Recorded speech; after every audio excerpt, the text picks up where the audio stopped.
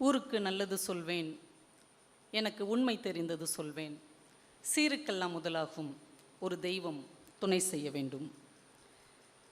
18வது நிகழ்ச்சியினை மிகுந்த சீரோடும் சிறப்போடும் நடத்தி கொண்டிருக்கிற கோவை நகைச்சுவை சங்கத்தைச் சேர்ந்த ஆன்றோர்களே, இந்த சிறப்பான விழாவிற்கு தலைமையேற்றிருக்கிற தென்னிந்திய மில்கள் சங்கத்தினுடைய தலைவர் ஐயா டாக்டர் எஸ்கே சுந்தரராமன் அவர்களே, மிக அழகான ஒரு வாழ்த்துரை வழங்கி அமர்ந்திருக்கிற கொடிசியா முன்னாள் தலைவர் திரு வி சுந்தரமையா அவர்களே, மிக அழகாக ஒரு உரையினை ரொம்ப தைரியமாகவும் கம்பீரமாகவும் அழகாகவும் பேசிய என்னுடைய அன்பு தம்பி ஹரி பாலகிருஷ்ணன் அவர்களே, மிக அழகாக இந்த விழாவை தொகுத்து வழங்கி கொண்டிருக்கிற நண்பர் சிவா அவர்களே, ஐயா சுகிசிவம் அவர்கள் உள்ளே வந்த உடனே அவர் ஒரு வார்த்தை சொன்னார், இன்ப அதிர்ச்சியாக ஐயா இங்கே எதிர்பாராத விதமாக வந்திருக்கிறார் அப்படின்னு. அந்த வார்த்தை ரொம்ப உண்மை. உங்களுக்கெல்லாம் அது ஒரு இன்பம், எங்களுக்கு ஒரு அதிர்ச்சி. ஏன்னா ஐயா இங்கே வருவார்னு சொல்லியிருந்தால் நாங்கள் இங்கே வந்திருக்கவே மாட்டோம். இந்த மன்னன் படத்தில் கவுண்டமணி ரஜினியும் விஜயசாந்தி வந்தோடனே சொல்லுவாங்க பார்த்தீங்களா, நாங்களாவது உங்ககிட்ட சொல்லிட்டு தான் வந்தோம், நீங்கள் எங்ககிட்ட ஏன் சொல்லாமல் வந்தீங்க, நீங்கள் வருவீங்கன்னு தெரிஞ்சிருந்தால் நாங்கள் வந்திருக்கவே மாட்டோம் அப்படின்னு. உண்மையிலே ஐயா இப்படி முன்வரிசையில் வந்து உட்காந்து இந்த நிகழ்ச்சியை கேட்பார்கள் என்று தெரிந்திருந்தால் நாங்கள் இங்கே வந்திருக்கவே மாட்டோம். ஹரி பாலகிருஷ்ணன் பேச்சில் கூட இன்றைக்கி நகைச்சுவை கொஞ்சம் கம்மியாக இருந்ததுக்கு காரணம் முன்வரிசையில் ஐயா வந்து உட்கார்ந்ததுதாங்கிறத என்னால் நன்றாக உணர முடிந்தது. ஏன்னா பெரியவங்க வந்து முன்னாடி உட்காந்துட்டாங்க அப்படின்னா நமக்கு இயல்பாகவே ஒரு பதட்டம் வந்துடும். ஆனாலும் எங்களுக்கு ரொம்ப மகிழ்ச்சி என்ன அப்படின்னா, அடுத்த தலைமுறை பேச்சாளர்கள், ஐயாவுக்கு தெரியாது எதுவுமே கிடையாது, அடுத்த தலைமுறை பேச்சாளர்களை மேலே ஏற்றிவிட்டு கீழே அமர்ந்து கேட்கிற ஒரு பெருந்தன்மை, ஒரு பெரும் கருணை, ஒரு பேரன்பு எங்கள் சொல்வேந்தர் சுகிசிவம் ஐயா அவர்களுக்கு உண்டு. அதனாலேயே அவருடைய ஆசீர்வாதம் எங்களுக்கு இன்றைக்கு கிடைத்திருக்கிறது.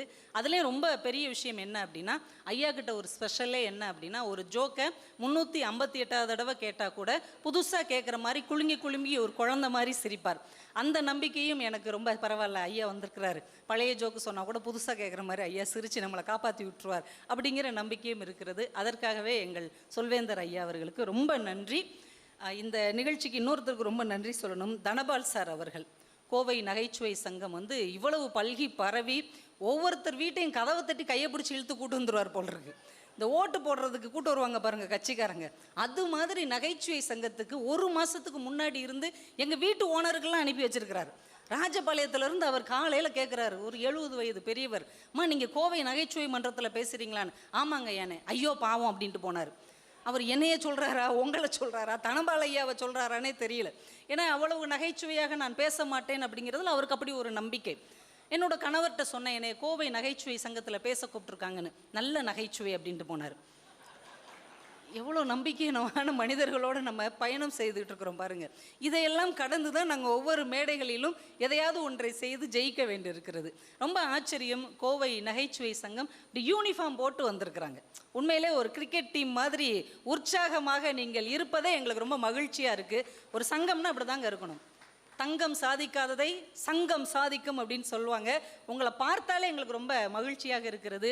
தம்பி தமிழ் மணிகண்டன் அவர்கள் வந்திருக்கிறாங்க, இன்னும் நந்தகுமார் ஐயா வந்திருக்கிறாங்க, இன்னும் நிறைய பேர் வந்திருக்கிறீங்க. ஒவ்வொருத்தங்க பேராக சொன்னால் நான் 1 மணி நேரம் அதிலேயே போயிடும் என்பதால் இங்கே வருகை தந்திருக்கிற கோவை மாநகரை சேர்ந்த என் மதிப்பிற்கும் மரியாதைக்கும் அன்பிற்கும் உரிய சகோதர சகோதரிகளே, உங்கள் அத்துணை பேருக்கும் என்னுடைய பணிவான வணக்கங்களை கனிவோடு தெரிவித்துக் கொள்கிறேன். இன்னும் நல்லாவே கைத்தட்டலாம், ஒன்றும் தப்பே கிடையாது. நான் காசா பணமா, நீங்கள் எல்லோரும் ஒரு முடிவோடு வந்திருக்கிறீங்க, இவங்க பேசுகிறது நல்லா இருந்தால் கைத்தட்டுவோம், அப்படிலாம் இருக்கக்கூடாது. நல்லா இருந்தால் நல்லா கைத்தட்டுங்க, நல்லா இல்லைன்னா இன்னும் நல்லா கைத்தட்டுங்க. இப்போ என்ன குறைஞ்சி போச்சு வாழ்க்கையில்? ஏதோ கைத்தட்டி சந்தோஷமாக சிரிப்பதற்கான ஒரு வாய்ப்புக்காகத்தானே நம்ம ஒவ்வொருத்தரும் காத்துட்ருக்குறோம். அதுக்காக நல்ல நகைச்சுவை புது நகைச்சுவை சொன்னால் தான் கைத்தட்டுவோம் அப்படின்லாம் பிடிவாதமாக நீங்கள் இருக்கக்கூடாது.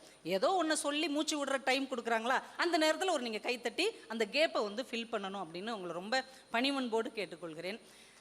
பரவாயில்ல, வெரி குட். இப்படி தான் இதை வந்து நீங்கள் எப்படியே மெயின்டைன் பண்ணிடணும். இன்னும் 1 ஹவர் இப்படியே நீங்கள் கண்டினியூ பண்ணிட்டீங்கன்னா நம்ம எல்லாருமே ஹாப்பியாக வீட்டுக்கு போயிடலாம். நீங்கள் கைத்தட்டலன்னு வைங்களேன், தனபால் சார் நாளைக்கு சொல்வார், என்னமோ பெரிய பேச்சாளர் இந்த பிள்ளையை கூப்பிட்டு வந்தேன், இதுக்கு ஹரியே பரவாயில்ல போல் இருக்கு, அவனாவது ஒரு 10 கைத்தட்டு வாங்கின, அந்த அம்மா 2-3 போயிடுச்சு, இனிமேல் இந்த சங்கத்துக்கு வந்து இவங்களெல்லாம் கூப்பிடவே கூடாது அப்படின்னு எங்களை சவுத் சைடு உள்ளவங்களெல்லாம் ஒதுக்கிடுவாங்க. அதனால் தென்னகத்து மக்களை காப்பாற்ற வேண்டிய பொறுப்பு கோவை மாநகர் மக்களுக்கு இருக்கிறது என்பதை இந்த நேரத்தில் உங்களுக்கு உணர்த்தி எனக்கு கோவை மக்கள் மேலே ரொம்ப நம்பிக்கை இருக்குது. அவ்வளோ சீக்கிரமாக யாரையும் கைவிட்டுற மாட்டாங்க, கைத்தட்டி தான் விடுவாங்க அப்படிங்கிற நம்பிக்கை இருக்கிறது. ஜோக் சொல்கிறது அப்படிங்கிறதுலாம் ரொம்ப பெரிய விஷயம்லாம் கிடையாதுங்க. நம்ம சுற்றி இருக்கிற வாழ்க்கையை கவனித்தாலே போதும். இப்போ தம்பி பேசும்போது எனக்கு டக்கு டக்கு டக்குன்னு நான் பார்த்த சில சம்பவம் ஞாபகம் வந்தது, நான் குறிச்சிக்கிட்டேன். எனக்கு இதை நான் எழுதி வைக்கவே இல்லை, நானும் வெளியிலேருந்து எடுத்துகிட்டு வந்த நகைச்சுவையை தான் வச்சுருந்தேன். ஆனால் நம்மளை சுற்றி எவ்வளோ விஷயம் நடக்குது அப்படின்னா ஆச்சரியமாக இருந்தது. நான் அலுவலகத்தில் கொஞ்ச காலம் வேலை பார்த்தேன். நீ வேலையெல்லாம் பார்த்தியா அப்படின்னு கேட்கக்கூடாது, வேலை பார்த்தேன், வேலை மாதிரி பார்த்தேன்னு வைங்களேன்.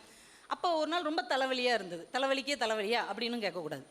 உடனே நான் என் கூட ஒர்க் பண்ண ஒரு அண்ணனுக்கு ஃபோன் பண்ணி, அண்ணே காலையிலேருந்து ரொம்ப தலைவலியாக இருக்குது, ஒரு மாத்திரை வாங்கிட்டு வாங்க அப்படின்னு. வாங்கிட்டு வந்து கொடுத்தாரு, சாப்பிட்டேன். சாயந்தரமாக அவர் எனக்கு ஃபோன் பண்ணார், என்னம்மா தலைவலி கேட்டுருச்சா அப்படின்னு. இல்லை நான் கேட்கல அப்படின்னேன். உடனே செவிட்டு மாத்திரையாக இருக்குமோ அப்படின்னாரு. நான் நினச்சே பார்க்கல, இது நடந்து 20 வருஷம் ஆச்சு. இப்போ நான் மாத்திரை என்னைக்கு எடுத்தாலும் செவிட்டு மாத்திரை, ஏன்னா கேட்கலன்னு சொன்னோம்ல, அந்த மாத்திரை கேட்கலன்னு ஒன்று செவிட்டு மாத்திரையாக இருக்குமோ அப்படின்னார். டக்குன்னு அடித்தார். அவ்வளோ ஆச்சரியமாக இருந்தது. சாதாரண ஆட்களுக்குள்ளே எவ்வளோ நகைச்சுவை உணர்வு இருக்குது. ஒரு நிகழ்ச்சிக்காக நாங்கள் போயிருந்தோம், ஒரு வீட்டில் சாப்பிட்டுட்டு இருந்தோம். சாப்பிட்டுட்டு பெண்களாக சாப்பிட்டுட்டு இருந்ததுனால ஒரு பொண்ணு சாப்பிட்டு முடிச்சிட்டா. இலையை எடுத்து கையில் வச்சுக்கிட்டு இது எங்கே போடுறது அப்படின்னா டக்குன்னு ஒரு பாட்டி சொன்னாங்க, பேங்க்கில் போய் போடு அப்படின்னுச்சு. போமா அங்கனுக்குள்ளே ஏதாவது குப்பையில் போடு, அதை வச்சுக்கிட்டு ஏன் இந்த பாடுபடுற அப்படின்னு. சர்வ சாதாரணமாக போகிற போக்கில் மனிதர்கள் அப்படியே பேச்சில் இவ்வளோ நகைச்சுவை உணர்வை கலந்து வைத்திருக்கிறார்கள்ங்கிறது ஆச்சரியமாக இருக்குது. என்னுடைய கணவர் ஊர் கோவிலூர், என்னுடைய ஊர் ராஜபாளையம். அவர் ஊரில் எல்லாருமே கொஞ்சம் சேட்டைக்காரங்களாக தான் இருப்பாங்க. அதில் ஒருத்தர் நான் நேரில் பார்த்தேன். ஒரு டீ கடையில் காலையில் ஒரு 7:30 மணிக்கு உட்காந்து டீ சாப்பிட்டார், ஒரு வடை சாப்பிட்டார். பக்கத்தில் உடனே ஒரு நாய் நின்னது. ராஜபாளையங்கிறதுனால நான் நாயின்னு சொல்லலை, நாய்க்கும் எங்களுக்கும் நிறைய தொடர்பு இருக்கிறதுனால அதுவாக வந்துருச்சு. நாய் வந்தோடனே என்ன பண்ணார், ஒரு வடையை எடுத்து நாய்க்கு போட்டார். அப்புறம் அந்த நாய் சாப்பிட்டுச்சு. இன்னொரு வடையை இவர் சாப்பிட்டார். இன்னொரு வடையை நாய்க்கு போட்டார், அதையும் நாய் சாப்பிட்டுருச்சு. உடனே இவர் கடைக்காரர்கிட்ட 2 வடைக்கும் ஒரு டீக்கும் மட்டும் காசு கொடுத்தார். உடனே கடைக்காரர் கேட்டார், அந்த நாய் சாப்பிட்ட 2 வடை? டக்குன்னு இவர் சொன்னார், நாய் தானே சாப்பிட்டுச்சு, நாய்கிட்ட கேளு அப்படின்ட்டு போயிட்டாரு. இந்த மாதிரி எல்லாம் நீங்கள் கிராமப்புறத்தில் தான் பார்க்க முடியும். கவலையே படாமல் யார் மேலேயாதே ஒன்று தூக்கி போட்டு போயிட்டே இருப்பாங்க. ஒன்று விட்ட சித்தப்பா ஒருத்தர் கல்லூரியில் அப்போ படிச்சுட்டு இருந்தார். அப்போது ரொம்ப கஷ்டப்படுற குடும்பம், விவசாய குடும்பம் அப்படின்றதுனால கையில் செலவுக்கே காசு இல்லாமல் வந்திருக்குது. அதனால் ஒரு அஞ்சல் அட்டையில் எங்கள் தாத்தாவுக்கு கடிதம் எழுதியிருக்கிறார் அவங்க அப்பாவுக்கு. அப்போ ரொம்ப சிரமமாக இருக்குப்பா, கை செலவுக்கே காசு இல்லை, ஏதாவது கொடுத்து விடுங்கப்பா அப்படின்னு சொல்லி கடிதம் அனுப்பியிருக்கிறார். அதுக்கு பதில் போடணும்ல. தாத்தா என்ன பண்ணியிருக்கிறார், போஸ்ட் ஆஃபீஸ்க்கு போயிருக்கிறார், அஞ்சல் அட்டை இல்லை. உடனே 2 இங்கிலாந்து லெட்டர், இங்கிலாந்து லெட்டர் கிடையாது அவங்களுக்கு, அது இங்கிலாந்து லெட்ரு. 2 இங்கிலாந்து லெட்டரை வாங்கிட்டு ஒன்றில் நுணுக்கி விவசாயத்தில் அது அப்படி ஆயிடுச்சு, மாடு மூட்டிருச்சு, ஆடு குத்திருச்சு, இப்படியெல்லாம் கஷ்டமாக இருக்குன்னு ஒரு 200 வார்த்தைகள் எழுதி கடைசி காசு இல்லை அப்படின்னு எழுதிட்டார். எழுதி மடித்து ஒட்டணும்ல. அப்போ இந்த கம்மெல்லாம் வீட்டில் இருக்காது. இந்த பழைய சோறு எடுத்துகிட்டு ஒட்டுறதுக்கு வந்தவர் எழுதாமல் ஒரு லெட்டர் இருந்தது பாருங்கள், அதை ஒட்டி அட்ரஸ் எழுதி ஒரு பையன்கிட்ட கொடுத்து போஸ்ட் பண்ண சொல்லிட்டார். எழுதின லெட்ரு வீட்டில் இருக்குது, எழுதாமல் அட்ரஸ் மட்டும் எழுதின லெட்ரு சித்தப்பாவுக்கு போயிடுச்சு. சித்தப்பா ரொம்ப ஆர்வமாக என்றைக்கும் இல்லாமல் இங்கிலாந்து லெட்டரில் போட்டிருக்காரு அப்படின்னு ஓப்பன் பண்ணி பார்த்துருக்காரு. ஒன்றுமே இல்லை. ஃப்ரெண்டுகிட்ட சொல்லியிருக்காரு, என்னடா ஒன்றுமே இல்லை, உங்கள் அப்பாட்டையும் ஒன்றுமே இல்லை, அதை தான் அவர் சிம்பாலிக்காக சொல்லியிருக்கிறார் போலடா மாப்பிள்ளை அப்படின்னு. அந்த சூழலை நகைச்சுவையாக மாற்றக்கூடிய ஒரு மனது இருந்தால் எந்த சூழ்நிலையில் நாம் சந்தோஷமாக இருக்கலாம். ஒரு நூலகம் திறக்கப்படும் போது ஒரு வார்த்தை சொல்லுவாங்க, ஒரு நூலகம் திறக்கப்படும் போது ஒரு சிறைச்சாலை மூடப்படுகிறது. நான் இப்படி யோசிக்கிறேன், ஒரு நகைச்சுவை சங்கம் திறக்கப்படும் போது ஒரு மனநல காப்பகம் மூடப்படுகிறது.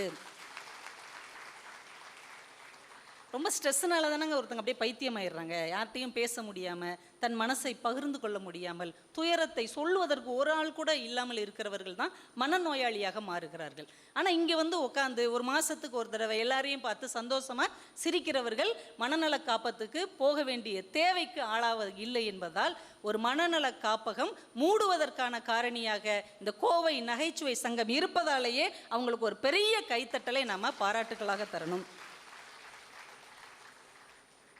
நல்லா இப்படி கைத்தட்டிக்கிட்டே இருக்கணும், விட்டுறவே கூடாது. அதில் மட்டும் நீங்கள் ரொம்ப கவனமாக கண்ணும் கருத்துமாக இருக்க வேண்டும்.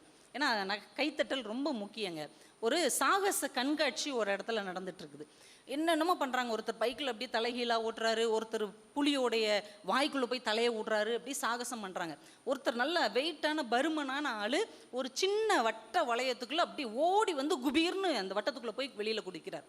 அப்படி கூட்டம்லாம் கைத்தட்டுது. கொஞ்ச நேரம் கழித்து அந்த வட்டத்தை சுற்றி தீயெல்லாம் பொருத்தி வைக்கிறாங்க. அப்பயும் ஓடி குபீர்னு வெளியில் குதிக்கிறாரு, பயங்கரமாக கைத்தட்டுறாங்க. இந்த கைத்தட்டின கூட்டத்துக்குள்ளே ஒரு திருடனும் இருந்திருக்கிறார். திருடன் வந்து தனியாலாம் போஸ்டர்லாம் ஒட்டிட்டு வரமாட்டார். நான் ஒரு திருடன், மக்களே போல்வர் கள்வர் அப்படின்னு வள்ளுவர் சொல்லியிருக்கிறதுனால நம்மளா மாதிரி தான் இருப்பார். ஆனால் அவர் திருடராக இருப்பார். நம்மலாம் இதயத்தை திருடுவோம், அவங்க இருக்கிறதெல்லாம் திருடுவாங்கன்னு வச்சுக்கோங்களேன். அந்த திருடர் பார்த்தாரு, இவரை எப்படியாவது நம்ம தொழிலுக்கு பயன்படுத்திக்கணுமே. இது வந்து ஒரு ஸ்ட்ராட்டஜி. எங்கே போனாலும் நம்ம வியாபாரத்தில் கண்ணும் கருத்துமாக இருக்கணும். எப்படி 2 பேருமே ஒரு நகைச்சுவை சங்கத்துக்கு வந்தால் கூட அவங்களுடைய தொழிலை பற்றி எவ்வளோ அழகாக நம்மக்கிட்ட சொன்னாங்க. தொழிலதிபர் மட்டும்தான் அப்படி இருப்பாங்கன்னு இல்லை, திருடர்களும் கூட அப்படி இருப்பார்கள். அந்த திருடர் என்ன பண்ணியிருக்கிறாரு, நம்ம தொழிலுக்கு இவனை எப்படியா பயன்படுத்திக்கணும்னு அவரை போய் பார்த்துருக்கிறார். ஒரு நாளைக்கு உனக்கு எவ்வளோ சம்பளம், ஒரு நாளைக்கு சாப்பாடு போட்டு 500 ரூபாய் கொடுக்குறாங்க. ஒன்றும் பரவாயில்ல, ஒரு அரை மணி நேரம் நீ என் கூட வந்தேன்னா உனக்கு 5000 ரூபாய் தர்றேன். அரை மணி நேரத்துக்கு 5000 வர்றேன், நைட்டு 12:30 இந்த அட்ரஸ்க்கு வந்துடுன்னு சொல்லிட்டு போயிட்டார். நைட்டு 12:30 இவர் சொன்ன அட்ரஸ்க்கு போனால் ஒரு பெரிய பங்களா வீடு, பெரிய உள்ள கூடி பூட்டி வச்சுருக்குறாங்க கதவெல்லாம். உடனே இவர் சொன்னார், இந்த காம்பவுண்டு கேட்ட ஏறி குதிச்சு இந்த பைப்பை பிடிச்சி கடகடன் மேலே ஏறி இந்த வட்டமாக ஒரு ஜன்னல் இருக்குல்ல, இந்த ஸ்க்ரூவை வச்சு அந்த இதெல்லாம் கலட்டி அந்த கண்ணாடியை ஓரமாக வச்சுட்டு அந்த வளையத்து வழியாக உள்ளே போய், எப்படி நீ அந்த சாகச காட்சியில் உள்ளே போன அது மாதிரி இந்த வளையத்து வழியாக உள்ளே போய் கடகடன் கீழே இறங்கி இந்த படி கதவை மட்டும் வாசக்கதவை மட்டும் திறந்து விட்டுரு, நான் உனக்கு 5000 ரூபா தந்துடுறேன். நாங்கள் இவ்வளோ ஈஸியான வேலையாக இருக்குது, இப்போமே செய்கிறேன்னு காம்பவுண்டை தாண்டிட்டாரு, பைப்பு மேலே ஏறிட்டாரு, வளையத்துக்குள்ளே போகிறாரு. போகவே முடியல, கழுத்துக்கு மேலே போக முடியல. திணிச்சு தன்னை பார்க்குறாரு, முடியல. இவன் பார்க்குறேன், என்னடா 3/4 மணி நேரமாக இவன் திணறிக்கிட்டு இருக்கிறான், விடிஞ்சிரும் போலன்ட்டு, யோ என்னையா பண்ணிகிட்டு இருக்கிறான்னா கடகடன்னு இறங்கி வந்து, இல்லைங்க என்னால் உள்ளவே போக முடியல. இதை விட சின்ன வட்டத்தில் நெருப்பு எரிஞ்சுக்கிட்டு இருந்த வட்டத்தில் வேகமாக பாஞ்சு அந்த பக்கம் போனே இல்லையா, இது அதை விட பெரிய வட்டம், ஏன் ஈஸி தானே. ஈஸி தான், பெரிய வட்டம் தான், ஆனால் போக முடியல. ஏன்ப்பா முடியல, அங்கே 1000 பேர் இருந்து நல்லா கைத்தட்டுவாங்க, அந்த உற்சாகத்திலே உள்ளே போய் விழுந்துருவேன். ஒரு 10 பேரை மட்டும் கூட்டு வந்து நல்லா கைத்தட்ட சொல்லுங்க, குபீர்னு உள்ளே போயிடுவேன்ருக்கிறான். திருடன் எப்படிங்க 10 பேரை கூட்டு வந்து கைத்தட்ட வச்சு. எந்த ஒரு சாகசமும் நிகழ்த்தப்பட வேண்டுமென்றால் அந்த கலைஞர்களுடைய சாகசம் மட்டும் போதாது, பார்ப்பவர்களுடைய கைத்தட்டலும் முக்கியமானது என்பதை நாம் புரிந்து கொள்ள வேண்டும். சிரிக்க வைக்கிறதுனா ஒன்றும் பெரிய விஷயம்லாம் கிடையாதுங்க, அதெல்லாம் ரொம்ப ஈஸி. சிரிக்க வைக்கிறதுனா பெரிய விஷயமாங்க.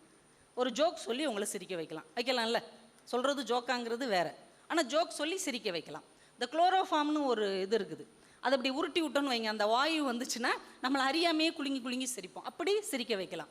இல்லையா, ஒரு 10 பேரை கூட்டு வந்து உங்களை கிச்சு மூட்டை வச்சு சிரிக்க வைக்கலாம். இந்த 3 விதத்துலையும் உங்களை சிரிக்க வைக்கலாம். முடியுமா முடியாதா? ஆனால் இந்த 3மே செய்யாமல் உங்களை சிரிக்க வைக்கிறேன், சேலஞ்ச் வச்சுக்கலாமா? ஸோ ஜோக் சொல்லாமல், குளோரோஃபார்ம் எதுவும் உருட்டி விடாமல், கிச்சு மூட்டி விடாமல் சிரிக்க வைக்கலாம். முடியுன்றீங்களா முடியாதுன்றீங்களா? முடியுன்றீங்களா? சரி, அப்போ அதை விட்டுருங்க. இப்போ தமிழில் உயிரெழுத்துக்கள்னு இருக்கு இல்லையா, உயிரெழுத்துக்கள் எத்தனை படக்குன்னு கேட்டால் எங்களுக்கு ஒரு பதட்டமாக இருக்குமா இல்லையா? உயிரெழுத்துனா ஆனா ஆவனா, சரியா? அப்போனா 12 எழுத்து. இப்போ வந்துட்டோமா ஃபார்முக்கு? உயிரெழுத்துக்கள் 12. இதில் இந்த 3வது எழுத்து 4வது எழுத்து என்னது? சத்தமாக சொல்லுங்க, சத்தமாக சொல்லுங்க. சிரிச்சிட்டிங்கல்ல, ஜோக் சொல்லலை, கிச்சு மூட்டலை, குளோரோஃபார்ம் உருட்டி விடலை, ஆனால் ஈன்னு சிரிச்சிட்டிங்க. இப்போ சிரிக்க வைப்பது ரொம்ப எளிது, ஆனால் உங்களை மகிழ்ச்சி அடைய வைப்பது ரொம்ப கஷ்டம். ஏன்னால் சிரிப்பு என்பது உதட்டிலிருந்து எழுவது, மகிழ்ச்சி என்பது உள்ளத்திலிருந்து மலர்வது. சிரிப்பு எளிது, மகிழ்ச்சி என்பது கடினம். இந்த மகிழ்ச்சி அப்படிங்கிற கதவை, மனசு அப்படிங்கிற கதவை திறக்கணும் அப்படின்னா அது உள்ளே இருந்து பூட்டு போடப்பட்டிருக்கிறது. உள்ளே இருந்து திறக்கணும், உள்ளே இருந்து அது மலரணும். ஆனால் வெளியிலேருந்து திறக்கிறதுக்கான ஒரு சாவி தான் மகிழ்ச்சி. மனசு நிறைய துயரங்களால், நிறைய சோகங்களால், நிறைய அவமானங்களால் மூடி கிடக்கிறது மனக்கதவு. இந்த மனக்கதவை திறப்பதற்கான ஒரு சாவி தான் மகிழ்ச்சி. அதனால தான் மகிழ்ச்சி என்னும் மந்திர சாவின்னு தலைப்பு கொடுத்துருக்கோம். தலைப்புக்கு வந்தாச்சா? அதுக்கு ஒரு தடவை கை தட்டலாம். ஆனால் தனபால் ஐயா யோசிப்பார், இவங்க தலைப்பே பேசலையே அப்படின்னு. மகிழ்ச்சி என்னும் மந்திர சாவி. இந்த மனக்கதவு பூட்டப்பட்டிருக்கிறது, அதை திறப்பதற்கான மந்திர சாவி மகிழ்ச்சி. அது உள்ளிருந்து திறக்கப்பட நம்மளால் முடியலை, அதை வெளியே இருந்து திறக்கப்படுவதற்கான முயற்சி தான் இந்த நகைச்சுவை சங்கம் செய்கிற செயல்கள். ஓகே, இது எவ்வளோ பெரிய முரண் பாருங்க. உள்ளிருந்து திறக்க வேண்டிய மனசை நம்ம திறக்க முடியல, ஆனால் வெளியிலேருந்து ஒருத்தவங்க வந்து திறக்கணும். அப்படிப்பட்ட சூழ்நிலையில் தானே நம்ம இருக்கிறோம். இன்றைக்கி வாழ்க்கையே ரொம்ப முரண்களால் தான் நிறைந்தது. ஒன்றும் இல்லை, ஒரே வார்த்தை தான், ஆனால் அர்த்தம் எவ்வளோ மாறி போகுது பாருங்கள். தேளும் கொட்டும், மழையும் கொட்டும், ஆனால் ரெண்டும் ஒன்றா? நேற்று மழை கொட்டுச்சு அப்படின்னா சந்தோஷமாக இருக்கும், நேற்று தேள் கொட்டுச்சு அப்படின்னா சந்தோஷமாகவும் இருக்கும். ஒரே வார்த்தை என்றால் கூட அது ஒன்று கிடையாது. அந்த அளவுக்கு இன்றைக்கி முரண்பாடான உலகத்தில் நம்ம வாழ்ந்து கொண்டு இருக்கிறோம். நல்லங்கிற வார்த்தையே இன்றைக்கி நல்லா இல்லைங்க. யோசிச்சு பாருங்கள், நல்ல மனுஷன்ட்டு நீ என்னை சேர்த்து விட்ட, நல்ல ஆளியா அவர் அப்படின்னா அவர் நல்ல ஆளா? கெட்ட ஆளுன்னு அர்த்தம். இப்போ நல்ல மனுஷங்கிறது இன்றைக்கி நல்லது கிடையாது. நீங்கள் யோசிச்சு பாருங்கள், நல்ல வெயில் அடிச்சிச்சு அப்படின்னா என்ன அர்த்தம்? பயங்கரமான வெயில் அடிச்சிச்சுன்னு அர்த்தம். இவனுக்கு நேற்று போலீஸ் ஸ்டேஷனில் நல்ல அடி ஆனால் என்ன அர்த்தம்? மோசமான அடின்னு அர்த்தம். இப்போ நல்ல என்கின்ற வார்த்தையே தன்னுடைய நல்ல தன்மையை இழந்து விட்ட ஒரு முரண்பாடான காலகட்டத்தில் நாம் வாழ்ந்து கொண்டிருக்கிறோம் என்றால் இந்த காலகட்டத்தில் நாம் எப்படி மகிழ்ச்சியாக இருப்பது என்பதை நம்ம யோசித்து பார்க்கணும். போன மாதம் கரண்ட் பில் கட்டுறதுக்காக இபி ஆஃபீஸ் போனேன். கரண்ட் இல்லைம்மா, நாளைக்கு வாமா அப்படிங்கிறாங்க. இது எவ்வளோ பெரிய முரண் பாருங்க. ஒரு ஸ்கூல் ஆனுவல் டேக்கு போயிருக்கிறேன். இந்த 100% அட்டண்டன்ஸ் வச்சுருப்பாங்கல்ல, அந்த பிள்ளைங்களுக்குலாம் ப்ரைஸ் கொடுக்குறாங்க. 4 பிள்ளைங்க லீவ் போட்டுருச்சு. வருஷம் முழுக்க லீவ் போடலை, ப்ரைஸ் வாங்குற அன்னைக்கு லீவ் போட்டுருச்சு. வாழ்க்கை இப்படி தான் இன்றைக்கி முரண்கள் நிறைந்ததாக இருக்கிறது. நம்பர் 1 ஒன்றாம் நம்பருமே ஒன்று கிடையாது தெரியுமா உங்களுக்கு? நம்பர் 1 அப்படின்னு ஒரு வார்த்தை இருக்குது, ஒன்றாம் நம்பர் அப்படின்னு ஒரு வார்த்தை இருக்குது. 2 ஒன்றா கிடையாது. இந்த அவர் தாங்க நம்பர் 1. விளையாட்டில் நம்பர் 1, படிப்பில் நம்பர் 1, தொழில் துறையில் நம்பர் 1. அப்படின்னா என்ன அர்த்தம்? அவர் சிறந்தவர்னு அர்த்தம். அந்த அப்புறம் பாரு, ஒன்றாம் நம்பரு இன்னும் என்ன அர்த்தம்? ஒன்றாம் நம்பர் அயோக்கிய பையன் அர்த்தம். இப்போ நம்பர் 1ம் ஒன்றாம் நம்பருமே ஒன்றாக இல்லாத ஒரு காலகட்டம். இலையை வெட்டி ஆட்டுக்கு போடுறதும் ஆட்டை வெட்டி இலையில போடுறதும் ஒன்று கிடையாது. சொல்லும்போது ஒரே மாதிரி இருக்குது. இலையை வெட்டி ஆட்டில் போடு, ஆட்டை வெட்டி இலையில போடு அப்படின்னா ஒன்றும் கிடையாது. சொல்லும்போது ஒரே மாதிரி இருக்கும், ஆனால் அதுக்குள்ளே அவ்வளோ பிரச்சனை இருக்கிறது. இப்போ நீங்கள் நல்ல அப்பாவா மோசமான அப்பாவாங்கிறது ஈஸியாக கண்டுபிடிச்சிடலாம் தெரியுமா? இப்போ வீட்டு வாசலுக்கு நீங்கள் வரும்போது விளையாடிக்கிட்டு இருக்க பிள்ளைகள் ஓடி வந்து ஐ அப்பா அப்படின்னு சொன்னால் நீங்கள் நல்ல அப்பா. நீங்கள் வந்த உடனே ஐயையோ அப்பான்னு வீட்டுக்குள்ளே ஓடினாங்கன்னா நீங்கள் மோசமான அப்பா. ஒரே வார்த்தை தான். ஐ அப்பாங்கிறதுக்கும் ஐயையோ அப்பா என்பதற்கும் கூட அவ்வளவு வித்தியாசம் இருக்கிறது. இந்த சின்ன சின்ன வித்தியாசத்துக்குள்ளே தான் நம்ம வாழ்க்கையே இருக்கிறது. ஒன்றும் இல்லை, இப்போ ஆயுத பூஜையெல்லாம் முடிஞ்சது. நம்ம காரு பைக்கெலாம் வச்சுருக்கிறவங்க என்ன செஞ்சோம்? பூஜை போட்டோம். பூஜை போட்டும் போது நம்ம என்ன வேண்டிக்கிட்டோம்? என் கார் ரிப்பேர் ஆகக்கூடாது, என் பைக் ரிப்பேர் ஆகக்கூடாது, என் சைக்கிள், இப்படி தானே வேண்டிக்கிட்டோம். அப்போ மெக்கானிக் ஷாப் வச்சுருக்கிறவரும் ஆயுத பூஜை கொண்டாடுறாரு, நம்மளோட நல்லாவே கொண்டாடுறாரு. அவன் என்ன வேண்டிக்குவார்? அவர் என்னங்க வேண்டிக்கிறவர்? எல்லார் காரும் ரிப்பேர் ஆகட்டும், எல்லார் பைக்கு ரிப்பேர் ஆகட்டும், நம்ம கடைக்கே வரட்டும், இவ்வளவு தான். ஆயுத பூஜை எல்லாருக்கும் சமமானது தான், ஆனால் எல்லாருக்கும் சமமானது கிடையாது. இவ்வளவு தான். இந்த வேறுபாட்டை புரிந்து கொண்டோம் என்றால் இந்த வாழ்க்கை சந்தோஷமாக இருக்கும். ஒரு காலத்தில் நம்ம வாழ்க்கை எப்படி இருந்தது? வெளியூருக்கு போனால் கூட ஹோட்டலில் சாப்பிட மாட்டோம் தெரியுமா? ஹோட்டலில் சாப்பிட்டா அது ஒரு கேவலம். வெளியூருக்கு போனால் கூட கட்டுச்சோறு கட்டிட்டு போய் புளியோதரையும் புளிக்குழம்பும் கொண்டு போய் சாப்பிட்ட ஒரு காலம் இருந்தது. இன்றைக்கி வீட்டிலே உட்காந்து ஆர்டர் பண்ணி சாப்பிட்றாங்க. அண்ணன் போகிற நாள் அந்த அதை வாங்கு, இந்த ஹோட்டலில் இதை வாங்கு, 3 ஹோட்டல்லேருந்து 3 விதமாக வாங்கி சாப்பிட்டுட்டு இருக்கோம் வீட்டில் உட்கார்ந்து கொண்டு. காலம் எவ்வளவு மாறிக்கொண்டே இருக்கிறது என்பதற்கு இதெல்லாம் ஒரு பெரிய அடையாளம். அன்னைக்கெல்லாம் பிள்ளைங்க தாத்தா பாட்டிக்கு ஊசியில் நூல் கோர்த்து கொடுப்பாங்க. இன்றைக்கி மொபைலில் சார்ஜர் மாட்டி கொடுக்குறாங்க. கொடு, உன்னோட சி பின்னு, உன்னோடது சின்ன பின் அப்படின்னு சொல்லி மாற்றி கொடுக்குறாங்க. காலத்துக்கு ஏற்ற மாதிரி இன்றைக்கு எல்லாமே மாறிக்கொண்டு இருக்கிறது. அதை புரிந்து கொள்ளக்கூடிய பக்குவம் இருந்தால் வாழ்க்கை நல்லாயிருக்கும். ஆனால் ஒரு 30 வருஷத்துக்குள்ளே நம்ம வாழ்க்கை எவ்வளவு மாறி இருக்கு பாருங்களேன். ஒரு 30 வருஷம்தான். 30 வருஷத்துக்கு முன்னாடி நம்ம எப்படிப்பட்ட ஒரு வாழ்க்கை வாழ்ந்தோம், இந்த 30 வருஷத்துக்குள்ளே எவ்வளோ பெரிய மாற்றம் வந்துருச்சு. ஒரே ஒரு விஷயந்தாங்க, இந்த மொபைல் ஃபோனுன்னு ஒரு பிசாசு நம்ம வீட்டுக்குள்ளே வந்துச்சு. அது வந்ததுக்கப்புறம் நம்ம வாழ்க்கையே தலையில மாறிச்சா இல்லையா? உண்மைன்னு உணர்ந்தீங்கன்னா கை தரலாம். டிவி இருந்துச்சுங்க. இந்த டிவி கூட எல்லார் வீட்லேயும் இருக்காது தெரியுமா? அப்போது இந்த பணக்காரங்க வீட்லேயும் பஞ்சாயத்துலேயும் மட்டும்தான் டிவி இருக்கும். எல்லாரும் அவங்க வீட்டில் போய் உட்காந்து இப்படியே டிவி பார்த்துட்டு இருப்பாங்க. வெள்ளிக்கிழமை ஆனால் ஒளியும் ஒளியும்னு ஒன்று போடுவாங்க. 6 பாடல்கள் போடுவாங்க. உண்மையா இல்லையா? ரோஜா மலரே ராஜகுமாரின்னு ஒருத்தர் பாடுவார். இவங்க தான் டிஸ்கோ சாந்தியோடைய அப்பா அப்படிம்பாங்க. அப்படியா அப்படின்னு உலகத்தையெல்லாம் வீட்டுக்குள்ளே கொண்டு வந்து நம்ம ஆளுக சொல்லிக்கிட்டு இருப்பாங்க. 6 பாட்டு ஓடும். சில நேரம் 7 பாட்டு போட்டுருவாங்க. இந்த 7ஆவது பாட்டு போட்ட அன்னைக்கு பிள்ளைங்கள்லாம் தெருவில் 7 பாட்டு போட்டாங்க 7 பாட்டு போட்டாங்கன்னு அவ்வளோ சந்தோஷப்பட்டாங்க. அந்த எக்ஸ்ட்ரா ஒரு பாட்டு கொடுத்த சந்தோஷம் இன்னைக்கு பென்ட்ரைவில் 5000 பாடல்கள் இருக்கிறது. அந்த ஒரு பாட்டு தந்த சந்தோஷத்தை இந்த 5000 பாட்டும் தர முடியல. எதுவுமே குறைவாக கிடைக்கும் போது இருக்கிற மகிழ்ச்சி, எதுவுமே குறைவாக இருக்கும் போது கிடைக்கிற நெகிழ்ச்சி நிறைய கிடைக்கும் போது இல்லாமல் போகிறது இல்லையா? எவ்வளவு சாதாரணமாக ஞாயிற்றுக்கிழமை ஒரு படம் போடுவாங்க, பாடாவதியான ஒரு படம். 1000 தலை வாங்கிய அபூர்வ சிந்தாமணி, பானை பிடித்தவள் பாக்கியசாலி. இப்போல்லாம் அதுக்கு எப்படி பேர் வைக்க முடியும்? குக்கர் பிடித்தவள் குபேரனுக்கு சொந்தக்காரி, அப்படி வேணால் வைக்கலாம். கணவனே கண்கண்ட தெய்வம், எவ்வளோ லூஸாக இருந்திருக்காங்க பாருங்க. இப்படிலாம் படத்துக்கு பேர் வைப்பாங்க. ஜெகன் மோகினின்னு ஒரு படம்லாம் இருந்தது, ஞாபகம் இருக்கா உங்களுக்கு? ஜெகன் மோகினி படத்தை யாருமே மறந்துருக்க மாட்டீங்க. இந்த 80s 70s 90s வரைக்கும் உள்ளவங்க. அதில் ஒரு காட்சி நிச்சயமாக யாராலையும் மறக்க முடியாது. ஞாபகம் இருக்கா அந்த காட்சி? ஒரு பேய் ஃபுல் லெகின்ஸ் போட்டிருக்கோம் ஒயிட் கலரில், தலையை விரிச்சு போட்டு எல்லாரும் இன்னைக்கு உள்ள ஜென்ரேஷன் என்ன நினச்சிக்கிட்டாங்க, லெக்கின்லாம் ஏதோ இவங்க காலத்தில் கண்டுபிடிக்கப்பட்டதுன்னு ரொம்ப பந்தாவாக பேசிக்கிறாங்க. ஆக்சுவலாக லெக்கின் ஜெகன்மோகினி போட்ட லெக்கின். அதுக்கே ஒரு காலத்தில் பிடிக்காம தூக்கி எரிஞ்சிருச்சு. அப்புறம் அதை எடுத்து எம்ஜிஆர் போட்டுக்கிட்டு கொஞ்ச நாள் சண்டை போட்டுக்கிட்டு இருந்தார் நம்பியார் கூட. அவர் வேண்டான்னு தூக்கி எரிஞ்சதுக்கப்புறம் சிவாஜி கணேசன் யாரடி நீ மோகினி அந்த பாட்டுக்கு அவரும் அந்த லெக்கின்ஸை தான் போட்டிருந்தார். அப்புறம் நம்ம முன்னோர்கள் எல்லாம் வேண்டான்னு தூக்கி எறிந்த லெக்கின்ஸை நம்முடைய அடுத்த தலைமுறை எடுத்து போட்டுக்கொண்டு எவ்வளோ ஃபேஷனாக இருக்கிறோம் பார்த்தீங்களா அப்படின்னு சொல்லிக்கிறாங்க. ஆனால் அது பேய் போட்டது. அது ஃபுல் லெக்கின்ஸ் போட்டிருந்தது. ஃபுல் லெக்கின்ஸ் போட்டு அந்த ஜெகன்மோகினி என்ன பண்ணோம், அடுப்புக்குள்ளே காலை விட்டு சோறு பொங்கும். அடுப்புக்குள்ளே விறகுக்கு பதிலாக தான் காலை விட்டு எரிக்கும். இதை ஏன் நான் இன்றைக்கி சொல்கிறேன்னா, இந்த மாதம் மார்ச் 8ஆம் தேதி மகளிர் தினம் அன்னைக்கு என் கூட நாலாப்பு படித்த ஒருத்தன் இந்த ஜெகன்மோகினி ஃபோட்டோவை எனக்கு அனுப்பி மகளிர் தின வாழ்த்துக்கள்னு போட்டிருந்தான். 27 வருஷம் கழித்து அவன் என்னைய தேடி கண்டுபிடிச்சி என் வாட்ஸ்அப் நம்பர் வாங்கி, அவன் பேர் என்ன தெரியுமா உங்களுக்கு, 4ஆம் கிளாஸில் எங்கள் கூட படித்தான் ராஜபாளையத்தில். வெள்ளியன்னு அவனுக்கு பேர். சில பேர்கள்லாம் வாழ்க்கையில் மறக்கவே முடியாது பார்த்துருக்கீங்களா, ரொம்ப ஆச்சரியமாக இருக்கும். வீணான்னு ஒரு பொண்ணு கஸ்டமர் கேர்லேருந்து ஒருத்தருக்கு ஃபோன் பண்ணியிருக்கு. ஐயா நான் தான் வீணா பேசுகிறேன். அவர் சொல்லியிருக்காரு, உருப்படியாக பேசுகிறதுனா பேசு, வீணா பேசுகிற வேலையெல்லாம் ஏன்ட்ட வச்சுக்கிறாத அப்படின்னு இருக்காரு. இவன் பேர் வெள்ளியன். எங்களுக்கே ஆச்சரியமாக இருந்தது, ஏன்டா உனக்கு வெள்ளியன்னு பேர். அவன் ரொம்ப அமைதியாக சொன்னான், நான் வெள்ளிக்கிழமை பிறந்ததுனால எனக்கு வெள்ளியன்னு பேர் வச்சுட்டாங்க. நாங்கள் சொன்னோம், நல்ல வேளை நீ சனிக்கிழமை பிறக்கலை, பிறந்திருந்தா உன் நிலைமை எவ்வளோ மோசமாயிருக்கும். அந்த வெள்ளியன் என்னைய தேடி கண்டுபிடிச்சி ஜெகன்மோகினி அடுப்புக்குள்ளே காலை வச்சிருக்கிற ஃபோட்டோவை அனுப்பி மகளிர் தின வாழ்த்துக்கள் அப்படின்னு போட்டுட்டு கீழே ஒரு வாசகம் போட்டிருந்தான். பேயாகவே ஆனாலும், பெண் பேயாகவே ஆனாலும் சோறு தான் பொங்க வேண்டும்.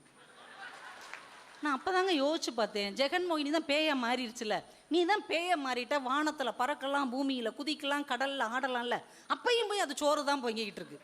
இவன் என்கிட்ட என்ன சொல்ல வர்றான், நீ எத்தனை நாடுகளுக்கு சென்று பேசினாலும், எத்தனை ஊர்களுக்கு போய் பேசினாலும், உன் வீட்டுக்கு வந்தால் சோறு தான் பொங்க வேண்டும். பெண்ணாக பிறந்தது பேயாக இருந்தாலும் தேவதையாக இருந்தாலும் அது சோறு தான் பொங்க வேண்டும்னு அவன் எனக்கு அறிவுறுத்துறான். இப்படி ஜெகன்மோகினி படத்தையெல்லாம் நம்ம உட்காந்து பார்த்துட்டு இருந்தோம். திடீர்னு போடுவாங்க ஒரு வார்த்தை, தடங்களுக்கு வருந்துகிறோம். உண்மையிலேயே நம்ம வருந்தோம், அச்சோ அப்படின்னு. பிறகு ஒரு 4-5 பேர் மாடிக்கு போய் ஆண்டனாவை கடன்னு ஆட்டுவாங்க, பார்த்துருக்கீங்களா? அப்புறம் அப்படி வெள்ளையா புள்ளி புள்ளியாக வரும். உடனே பாட்டி சொல்லும், டெல்லியில் மழை பெய்யுது போல இருக்குது. டெல்லியில் மழை பெஞ்சால் நம்ம வீட்டு டிவியில் புள்ளி புள்ளியாக வரும். அதுவும் கிரிக்கெட் பார்ப்பாங்க பாருங்கள், நம்ம அன்னைங்களும் தாத்தா சித்தப்பாக்களும் அதில் பார்க்கணுங்க கிரிக்கெட்டெல்லாம். இன்றைக்கி என்னங்க ஸ்டேடியத்தில் போய் உட்காந்து பார்க்குறாங்க. அந்த கருப்பு வெள்ளை சின்ன டிவிக்கு முன்னாடி உட்காந்து கிரிக்கெட் பார்ப்பாங்க பாருங்கள். இங்கிலாந்தும் ஜிம்பாபேவும் விளையாடும். இங்கிலாந்துக்காரங்க பூரா வெள்ளையாக இருப்பாங்க, ஜிம்பாபேக்காரங்க பூரா கருப்பாக இருப்பாங்க. நம்ம டிவி வேறு கருப்பு வெள்ளை டிவி.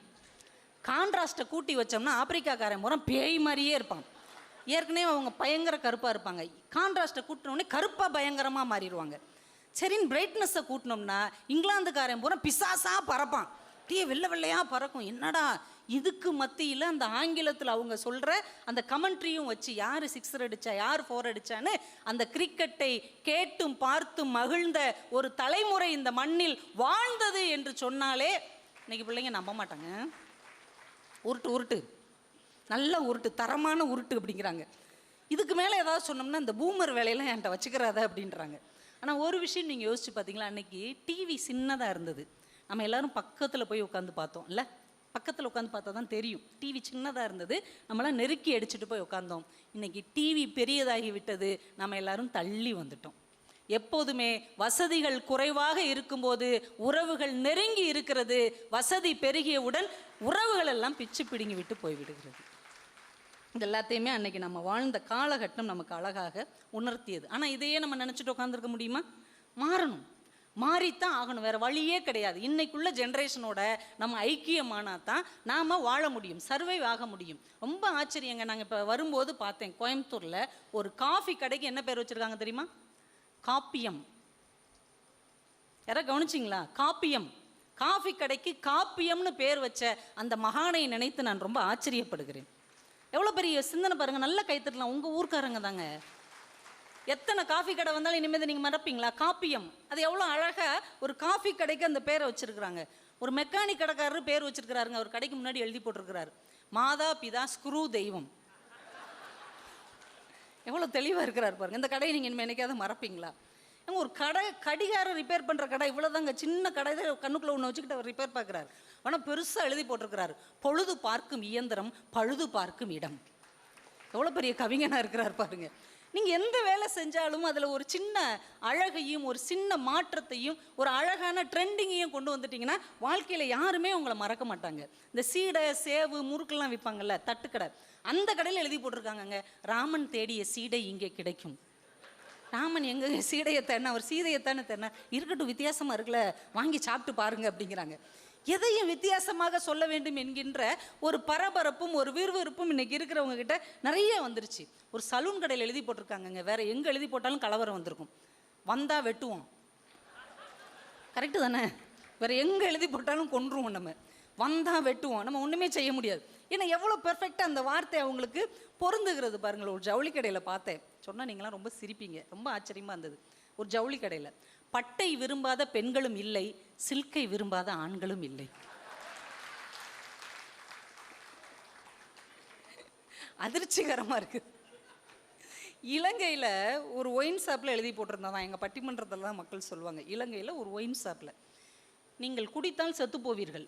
உண்மைதானங்க? நீங்கள் குடித்தால் செத்து போவீர்கள், குடிக்காவிட்டாலும் செத்து போவீர்கள், குடித்து விட்டு தான் சாகுங்களேன். ஒரு ஒயின் ஷாப்புக்கு அவன் எப்படி விளம்பரம் எழுதி போட்டிருக்கான் பாருங்க. அவன் வாழ்க்கையின் அந்த நிலைபெறா தத்துவத்தை எவ்வளவு அழகாக நிலைபெறுத்தி நிறுத்தி வச்சிருக்கிறான் பாருங்க. அந்த ஒயின் ஷாப்காரருக்காக இவர் கைத்தட்டுறார், நகைச்சுவை சங்கத்துக்கார். இப்படி ஒரு சிந்தனையாளர்கிட்ட நம்ம சிக்காம நகைச்சுவை சங்கத்தில் வந்து சிக்கிக்கிட்டோமே அப்படின்னு, சங்கத்து ஆளை அடித்தது எவன்டா அப்படிங்கிற மாதிரி அவர் உணர்ச்சி வசப்பட்டு இதுக்கு தான் கைத்தட்டுறார். எவ்வளோ வித்தியாசமாக சிந்திக்கிறாங்க. குற்றாலத்துக்கு ஒரு நாள் நாங்கள் ஃப்ரெண்ட்ஸ் எல்லாம் போயிருந்தோம். ஒரு கேரள நாயர் டீ கடை வச்சுருந்தார், பாலக்காட்டார் டீ கடை அப்படின்னு. பாலக்காட்டு மாதவன் நாயராக்கும் அப்படின்னு சொல்லி 4 டீ போடுங்க அப்படின்னோம். கட்டஞ்சாயா போட்டு கொடுத்துட்டார். என்னடி இதில் பாலே இல்லை, அவர் தான் எழுதி போட்டிருக்காருல பாலக்காட்டார். அவரே சொல்லிட்டார், நீ ஏன் உணர்ச்சி வசப்பட்டு எதையாவது கேட்டுக்கிட்டே இருக்கிற.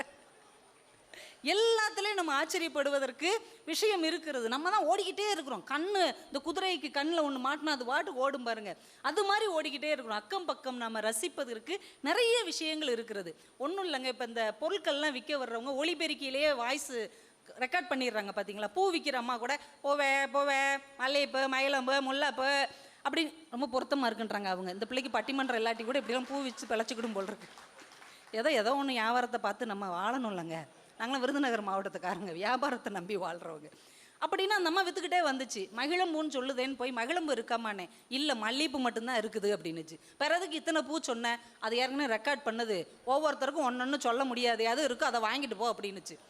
ஆச்சரியமாக இருக்கும். இந்த இடியாப்பம் விற்க ஒருத்தர் வருவார் பாருங்க, உங்கள் ஊருக்குலாம் வருவாரா? டிவிஎஸ் 50 தாங்க வருவார். ஒரு தூக்குச்சிட்டி நிலைய இடியாப்பத்தை வச்சுக்கிட்டு இடியாப்பம் தேங்காய் பால், இடியாப்பம் தேங்காய் பால், இடியாப்பம் தேங்காய் பால், பாத்திரத்தை எடுத்துட்டு வாசலுக்கு வரவங்களும் போயிடுவாருங்க தெருமுக்க தாண்டி. ஒரு நாள் கூட நாங்கள் இந்த ஆள்கிட்ட வாங்கினதே இல்லை. வாசலில் சத்தம் கேட்டு நல்லா ஒரு நாள் பாத்திரத்தோடய வாசலில் உட்காந்துருக்கேன், எந்திக்குள்ளே போயிட்டாரு. எனக்கு ரொம்ப ஆச்சரியம், இவர் வந்து இடியாப்பம் விற்க வர்றாரா இல்லை பொண்டாட்டி தொல்லை தாங்காமல் ஊரை சுற்றிக்கிட்டு தர்றாருன்னே தெரில. டெய்லி ஆனால் 4 மணிக்கு வந்துட்டு 6 மணி வரைக்கும் சுற்றிட்டு வீட்டுக்கு போகிறாரு.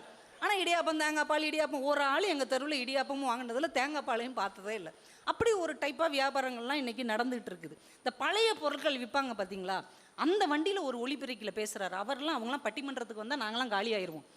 அப்படி ஒரு வாய்ஸ் மாடுலேஷனோட பேசுகிறார். பழையன கழிதலும் புதியன புகுதலும் என்று ஆன்றோர் சொன்ன வாக்குக்கு இணங்க உங்கள் வீட்டில் உள்ள பழைய பொருட்களை எல்லாம் போட்டுவிட்டு புதிய பொருட்களை வாங்கி கொள்ளுங்கள். என்னம்மா அவர் தமிழை வந்து வளர்க்குறார் பாருங்க. அடுத்த வார்த்தை தாங்க ஹைலைட்டு. செல்ஃபோன், உடைந்த செல்ஃபோன்களை கொடுத்து விட்டு கலர் கோழி குஞ்சுகளை பெற்றுக்கொள்ளுங்கள். அம்பானி தோத்துருவார். இவங்களுடைய அந்த வியாபார நுட்பத்தை பார்க்கும்போது நமக்கு அப்படி பதட்டமாகுது. எப்படிங்க இவ்வளவு விறுவிறுப்பாக நீங்கள் பண்ணுறீங்க அப்படின்னு. ஆனால் தன்னுடைய துயரத்தை சோகத்தை கூட ஒருத்தர் நகைச்சுவையே சொல்ல பழகிட்டார்னு வைங்களேன், எல்லாத்தையும் கடந்து வந்துடலாம். ஒரு ஆட்டோவில் பார்த்தோன்னே ரொம்ப மனசுக்கு சங்கடமாகவும் இருந்தது, ஆனால் சிரிப்பாகவும் வந்துருச்சு. அந்த ஆட்டோக்காரர் கடனுக்கு ஆட்டோ வாங்கியிருக்கிறார், டியூ கட்டிகிட்டு இருக்கிறார். ஆட்டோவுக்கு பின்னாடி எழுதியிருக்கிறாரு, சில ஆட்டோ வாசகங்கள் கவிஞர்கள் எழுதுகிற கவிதையை விட நல்லாயிருக்கும். அவர் பின்னாடி எழுதியிருக்கிறாரு, இடித்து விடாதே நண்பா அத்தனையும் கடன். அவன் எவ்வளோ சோகத்தில் இருக்கிறான், அதை எவ்வளவு அழகாக பின்னாடி வருகிறவருக்கு மனசில் பதிய வைக்கிறார் பாருங்க. ஆச்சரியமாக இருந்தது. ஒரு ஆட்டோவில் எழுதியிருந்தது, உன்னையே மறந்தாலும் அன்னையை மறவாதே. எப்படி ஒரு தாய் மீதான ஒரு வார்த்தையை ஒரு ஆட்டோக்காரர் சொல்லி நம்ம தெரிஞ்சுக்கிட வேண்டியிருக்கு. ரொம்ப ஜாலியாக சில பேர் எழுதியிருப்பாங்க. ஒரு குட்டி யானை ஆப்பேன்னு சொல்லுவோம்ல, அதில் எழுதிட்டாங்க, ஃபாலோ பண்ணுறியாடா பாடிஸ்டோடா அப்படின்னு. பின்னாடி வர்றவங்களை மிரட்டுறாங்க பாருங்க. ஒரு வேனு போய்கிட்டு இருந்துச்சு, வழியே விடலை, ஹாரன் அடிச்சுக்கிட்டே போகிறோம், வேகமாகவும் போக மாட்டேங்கிறாரு, வழியும் விட மாட்டேங்கிறார், பின்னாடியே போகிறோம். பக்கத்தில் போனால் அதில் எழுதியிருக்கு வாழு வாழ வீடு. வர்றவனுக்கு வழியே விட மாட்டேங்கிறான், ஆனால் பின்னாடி எழுதி வச்சிருக்கிறான் வாழு வாழ வீடு அப்படின்னு. சில லாரி டிரைவர்கள்லாம் பெரிய ஞானிகளாக இருப்பாங்க, பார்த்துருக்குறீங்களா? ஒரு லாரியில் எழுதியிருந்தது ஓடுவது தங்கம் ஓட்டுவது சிங்கம். தன் மன உணர்வுகளை எப்படி பதிவு செய்கிறாங்க. மெட்ராஸில் தாங்க போன வாரம் பார்த்தேன், ஒரு இன்னோவா காரில் ஒருத்தர் ரொம்ப வேதனை எழுதி வச்சுருந்தார். சொந்த ஊரில் ஏர் ஓட்ட வேண்டியவன் சென்னையில் கார் ஓட்டி கொண்டு இருக்கிறேன்னு எழுதினார். ரொம்ப ஆச்சரியமா இருந்தது. இப்போ இவர்கிட்ட தானே எல்லாருமே வந்து சவாரி வருவாங்க. அப்போ தன்னுடைய கருத்தை, தன்னுடைய துயரத்தை, அது சோகமாக இருந்தால் கூட ஒரு சுகமான வார்த்தைகளாக மாற்ற முடியும் என்று இன்றைக்கு நிறைய பேர் நிரூபித்து கொண்டிருக்கிறார்கள். அது மாதிரி நம்ம துயரத்தை ஒரு நகைச்சுவையாக சொல்லக்கூடிய ஒரு சாமர்த்தியம் இருந்ததுன்னு வைங்களேன், இந்த வாழ்க்கையை அப்படியே கடந்து போயிடலாம். மிகப்பெரிய மனிதர்களெல்லாம் அப்படி தான் இருந்திருக்காங்க. கொஞ்சம் சாமர்த்தியம், கொஞ்சம் எல்லாவற்றையும் ஈஸியாக எடுக்கக்கூடிய ஒரு மனநிலை. ஒரு சாக்ரடிஸ் ஒரு வரப்பு வழியாக நடந்து வந்துட்டு இருக்கிறார். எதுக்கு ஒரு முரட்ட ஆள் வந்திருக்கிறாரு. இப்போ யாராவது ஒருத்தங்க இறங்கி வழி விடணும். அந்த ஆள் சொல்லியிருக்காரு, எருமை மாடுகளுக்கு நான் வழி விடுவதில்லை அப்படின்னு இருக்கார். உடனே சாக்ரடிஸ் சொல்லியிருக்காரு, நான் விடுவேன் நீ போ அப்படின்னு இருக்காரு. இவர் சொல்லவே இல்லை, நீ எருமை மாடுன்னே சொல்லலை, நான் விடுவேன் நீ போனால் என்ன அர்த்தம், நீ தான். இப்போ எவ்வளவு நுட்பமாக நம்முடைய பெரியவர்கள் இருந்திருக்கிறார்கள். தந்தை பெரியார் எந்த கூட்டத்துக்கு பேச போனாலும் ஏதாவது கேள்வி இருந்தால் கொடுங்க அப்படிம்பாராம். கேள்வி உள்ளவங்க எழுதி கொடுப்பாங்களாம், அவர் மேடையிலேயே பதில் சொல்வாராம். ஒருத்தர் அவர் பிடிக்காதவர் என்ன பண்ணிட்டார், முட்டாள் அப்படின்னு எழுதி கொடுத்துட்டார். இப்போ என்கிட்ட யாராவது கொடுத்தா நான் பதட்டமாயிருவேன், இந்த உண்மை இவங்களுக்கு எப்படி தெரிஞ்சிச்சு அப்படின்னு. ஆனால் பெரியாருக்கு அப்படி எழுதி கொடுத்தோன்னே பதட்டமே ஆகலை. அவர் சொல்லியிருக்கார், யாரோ ஒரு நண்பர் கேள்வியை எழுத சொன்னால் தன்னுடைய பெயரை மட்டும் எழுதி கொடுத்துருக்கிறார், கேள்வி எழுதுனா பதில் சொல்லலாம் அப்படின்னு இருக்கிறாரு. எல்லா சூழ்நிலையும் எதிர்கொள்ளக்கூடிய ஒரு மனநிலை. நீங்கள் எந்த பந்தை எடுத்து எறிகிறீங்களோ அதே பந்தை திரும்பி உங்கள் மேலே எரிஞ்சு சிக்ஸர் அடிக்கிறது. இதெல்லாம் அந்த ஒரு நுட்பம். மனசை லேசாக வச்சுக்கிட்டோம்னா இதெல்லாம் ஜாலியாக வரும். கவிஞர் வாலியுடைய சொந்த பேர் வந்து ரங்கராஜன். ஏற்கனவே சுஜாதான்னு ஒரு ரங்கராஜன் இருக்கிறதுனால இவர் ஒரு புனைப்பெயர் வைக்கணும்னு நினைக்கிறார். இவர் ஓவியமும் நல்லா வரைகிறதுனால ஓவியர் மாலி மாதிரி இவரை வாலின்னு இவர் நண்பர் பேர் வச்சுட்டார். ஓகே, வாலினா கம்பராமாயணத்தில் எதிரிகளுடைய பலமும் பாதி வந்துடும், அதனால் நம்ம அந்த பேரை வச்சுக்கோன்னு வச்சுக்கிட்டார். ஒரு மிகப்பெரிய அறிஞர் ஒருத்தரை ஒரு நாள் சந்திக்கிறார். அவர் பெரிய அறிஞராக இருந்தாலும் ரொம்ப ஆணவம் மிக்கவர். என்னடா உன் பேர் வாலியாமே, எதுக்கு இந்த பேர் வச்சுக்கிட்ட? இல்லைங்க, கம்பராமாயண வாலி வந்து யாரை எதிர்க்க பார்த்தாலும் அவங்களுடைய பலத்தில் பாதி இவருக்கு கிடச்சிரும். அது மாதிரி நான் ஒரு கவிஞனாக இருக்கிறேன். எவ்வளோ பெரிய அறிவாளியை பார்த்தாலும் அவங்க அறிவில் எனக்கு பாதி வந்துட்டா நான் இன்னும் அறிவாளி ஆயிடுவேன்ல. ஆனால் அப்படி ஒன்றும் உனக்கு அறிவு வந்த மாதிரியே தெரியலையே அப்படின்னு இருக்கார். இவர் டக்குன்னு சொல்லியிருக்கார், நான் தான் அறிவாளி யாரையுமே பார்க்கல, பார்த்தா தானே பாதி வரும். இப்போ அந்த அறிவிஞர் முகம் எப்படி மாறி இருக்கும். இப்போ எந்த சூழ்நிலை வந்தாலும் பதட்டம் மட்டும் படாமல் அப்படி நிறுத்தி நிதானமாக ஒவ்வொரு ஸ்டெப்பு எடுக்க வைக்கக்கூடிய ஆற்றல் இருந்தால் எல்லாத்தையும் நகைச்சுவையாக நம்மால் கடந்து போக முடியும். சுவாமி விவேகானந்தர் அமெரிக்காவில் கொஞ்ச காலம் இருந்தார். அப்படி இருக்கும்போது நிறைய பேருக்கு அவரை பிடிச்சிருந்தது. ஆனால் அங்கே உள்ள ஒரு ஆங்கில பேராசிரியருக்கு இவரை பார்க்கவே பிடிக்கல.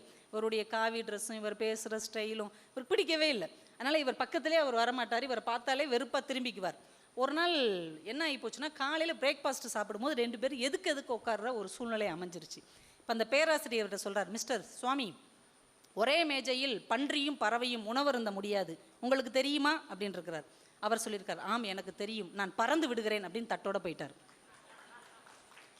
விவேகானந்தர் பறந்து விடுகிறேன் தட்டோட போயிட்டார். அப்போ அவர் யார்? பேராசிரியர் சொல்லலை இவர். ஆனால் இந்த மாதிரி சூழ்நிலைகளை சமாளிப்பதற்கு நகைச்சுவை திறமை நமக்கு ரொம்ப கை கொடுக்கும். மகாத்மா காந்தி பார்த்தா ரொம்ப சீரியஸான ஆள் மாதிரி இருப்பார்.